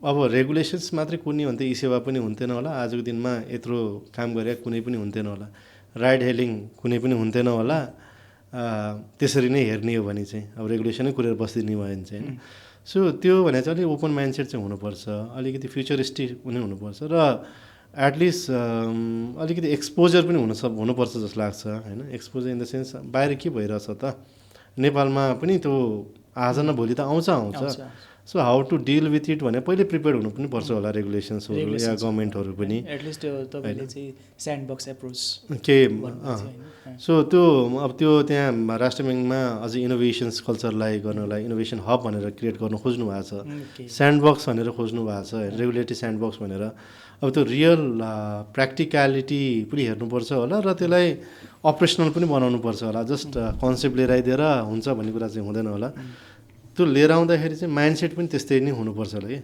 ओपन भएर सोचिदिनु पऱ्यो पहिले यो रेगुलेसन छ काम गर्न मिल्दैन भन्ने भन्दा पनि छैन भने के गर्न मिल्छ कन्सेप्ट ठिक छ कि छैन भन्ने लाइनबाट सोच्नुपर्छ होला अब गभर्मेन्टले पनि हेर्ने तरिका भने चाहिँ यो आज दिनमा ल छैन त्यही भएर म काम गर्न दिँदैन भन्ने भन्दा पनि के ल चाहिन्छ अब यो लफुल हुन्छ कि हुँदैन भोलि गएर होइन यसको बेसिकली बोथ साइडलाई हेर्ने हो एनालाइसिस गर्ने हो जहाँ यसको रङ अलि नराम्रो पक्ष छ त्यसलाई चाहिँ कसरी बन्द गर्ने या त्यसलाई कटेल गर्ने त्यसलाई कसरी रोक्ने पोजिटिभ एक्सपेक्टलाई त जान दिनु त पऱ्यो नि त भन्ने लाइन चाहिँ हो सो त्यही भएर पनि इट्स अल अबाउट माइन्डसेट अलिकति ओपन हुनुपर्छ होला र एक्सपोजर लिएर सोच्नु चाहिँ पर्छ होला र जहिले पनि बिजनेसले आफ्नै रिक्वायरमेन्टको लागि यो जहिले पनि के अरे यो मान्छेलाई के अरे धोकाइदिन या झ्यालसाज गर्नै लिएर आएको हो भन्दा पनि यसले मार्केटलाई कसरी इम्प्रुभ गर्छ, के हेल्प गर्छ भन्ने पर्सपेक्टिभ चाहिँ हेर्नुपर्छ ल। कुनै पनि प्रडक्ट लिएर आउँदाखेरि त्यसको बोथ साइड हुन्छ, त्यो चाहिँ एनालाइसिस गर्नुपर्छ। क्रेडिट कार्डको पनि आफ्नै इस्यु छ, आफ्नै पोजिटिभ पोइन्ट पनि छ होला, क्युआरको पनि आफ्नै इस्युज पनि छ, ठगी हुन्छ होला, तर ठगी हुँदैमा मैले यो सबै बन्द गर्नुपर्छ भन्ने होइन होला। ठगीलाई कसरी साइबर सेक्युरिटीका कुराहरू छन् भनेपछि यो कुराहरू म्यानेज गर्ने कुराहरू हो नि त। सो त्यो म्यानेज गर्ने मेन्टालिटी चाहिँ हुनुपर्छ जस्तो लाग्छ। अलिकति ओपन भयो। लास्टमा 10टा सजेसन दिनु सर फर 25 इयर्स ओल्ड। हजुर, इनोभेट कसरी गर्ने? अब यो अलिकति मलाई चाहिँ गाह्रो हुन्छ होइन, म बिकज फेरि त्यो फाउन्डरबाट आएको भनौँ न एन्टरप्रेन्योर भन्दा पनि यो गर्दै आएको सिइओको रूपमा कल्चरबाट इनोभेसन कसरी गर्ने भन्ने चाहिँ सिकिसक्नु। सो 2-3टा कुराहरू चाहिँ अब मैले मेरो आफ्नो पर्सपेक्टिभ अब हाउ म कति राइट होला नहोला होइन। सो 2टा कुरा चाहिँ त्यसमा चाहिँ जे सोच्छु त्यसलाई फुल्ली ओन चाहिँ गर्नुपर्छ होइन। मैले जे कन्सेप्ट सोचिरहेको छु त्यसलाई फुल्ली ओन गरेर त्यसलाई भ्यालिडेट चाहिँ गर्नुपर्छ जस्तो लाग्छ होइन। सो भ्यालिडेसन्समा चाहिँ के हुन्छ भनेपछि अहिले भने जस्तै डाइसी हुनसक्छ होला, तर इफ आई एम कन्फिडेन्ट त्यो छोड्नु चाहिँ हुँदैन होला त्यो कन्सेप्टलाई चाहिँ भन्ने चाहिँ हो। फेरि त्यो हामी कस्तो हुन्छ डाइभर्ट भइरहेको हुन्छौँ कि यो मार्केटमा यस्तो छ नि त भनेर चाहिँ धेरै कुरा सुन्नु पनि हुँदैन मार्केटको होइन। आफूले के सोचिरहेछन् त्यो चाहिँ गर्नैपर्छ जस्तो लाग्छ। हजुर, अब अरूले गरिरहेछन् गर्न दियो, त्यो केही इस्यु भएन, तर आफूले चाहिँ गर्नु पऱ्यो। सो त्यो चाहिँ बेसिक्स हो जस्तो लाग्छ होइन। त्यो भएन भने म कुनै पनि प्रडक्ट चाहिँ त्यसलाई त्यो लेभलमा लैजान सक्छु जस्तो चाहिँ लाग्दैन मलाई। अब सेकेन्ड कुराहरू भने चाहिँ त अभियसली त्यसको इन्भाइरोमेन्टल एनालाइसिसहरू चाहिँ गर्नुपर्छ होला, बिजनेस इन्भाइरोमेन्ट या रेगुलेटरी इन्भाइरोमेन्ट या त्यसको पोलिटिकल इन्भाइरोमेन्टको इम्प्याक्ट्सहरू चाहिँ। र जति पनि काम गरेछ इफ इट्स अ इथिकल अहिले भने जस्तो त्यो इथिकल छ भने चाहिँ इट विल सर्टेनली काम चाहिँ गर्छ जस्तो लाग्छ होइन। अब अर्को कुरा भने चाहिँ अब यो गाह्रो चाहिँ के छ जस्तो हाम्रो जस्तो इकोनोमीमा चाहिँ के गाह्रो छ भने अहिले भने जस्तो funding is an big issue for startup. अब यो भने चाहिँ बेसिकली लागि पर्नु भने के हो भने त्यसलाई 1 वर्ष लाग्न सक्छ, 2 वर्ष लाग्न सक्छ, 3 वर्ष लाग्न सक्छ कि होइन। जुन कुरा 2012मा सोचेपछि 2021मा आएर त्यसले रूप लियो भने चाहिँ भनेपछि it will ask you for a time के। तर हामीलाई चाहिँ अप्ठ्यारो के छ भने त्यसलाई फन्डिङ गर्ने सोर्सेसहरू चाहिँ छैन क्या। अब त्यो फन्डिङ सोर्स चाहिँ पनि इम्पोर्टेन्ट हुन्छ। जस्ट मैले 5 लाख लगाएँ अब मेरो कम्पनी चल्छ या 10 लाख लगाएँ मेरो कम्पनी चल्छ भन्ने कुरा चाहिँ गाह्रो हुन्छ। सो फन्डको म्यानेजमेन्ट इज अ च्यालेन्ज। त्यो चाहिँ अब कसरी हुन्छ होइन, त्यो चाहिँ गर्नै पर्छ जस्तो लाग्छ। किन आज कन्सेप्ट आयो चल्छ भोलि नै चल्छ भन्ने कुरा चाहिँ इज भेरी भेरी रेयर होइन। त्यो भने 100वटामा एउटा होला त्यस्तो होइन, नत्र भने 99% चाहिँ हुन्छ, अब त्यो हुन्छ जस्तो लाग्छ होइन। सो अब यस्तै कुराहरू चाहिँ ध्यान दिनुपर्ने कुराहरू चाहिँ हो जस्तो लाग्छ मलाई। Thank you so much. Thank you so much. व्यापार पाठशाला पोडकास्ट हामी व्यापारसँगै रिलेटेड कुराहरू सिकाउँछ यसमा। हजुर, thank you so much for your time. Thank you so much for having me here होइन। सर्टेन कुरा आफ्नो बारेमा फोनपे कार्य बनाउन मलाई त यस्तो प्लेटफर्महरू होइन, किनकि कति कुराहरू चाहिँ यस्तो खुलेर पनि आइदिँदैन। अब यस्तो गफ गर्दा चाहिँ आउँछ हामी कति कुरा चाहिँ जस्तै यो प्यानल डिस्कसन भन्छौँ होइन, 1-2 लाइन बोल्यो सकिहाल्यो हुन्छ नि त। त्यो एफानसफ्टका अलि ओपन अप पनि हुनु पऱ्यो पब्लिकली बोल्नलाई होइन। त्यो 2टा पार्ट हो होइन। त्यसमा त यस्तै पोडकास्टहरू हो भन्ने कुरा, नत्र प्यानलहरूमा हामी जेनरली नगएको रिजन पनि त्यहाँ आफ्नो कुरा राख्नै सकिँदैन क्या। किनकि 1 लाइन बोल्यो आफ्नो कुरा हुँदैन भनेपछि 45 मिनटमा you can't describe your business के। यति सानो बिजनेस पनि होइन भन्ने जस्तो होइन। सो त्यही भएर पनि होला, but certainly we have to be open सबैजना होइन। सो रेगुलेटर पनि ओपन हुनु पऱ्यो, हामी पनि ओपन हुनु पऱ्यो। अब नयाँ डाइरेक्सन भने त ओपन माइन्डसेट नै हो जस्तो लाग्छ। हस्, थ्याङ्क यू सो मच।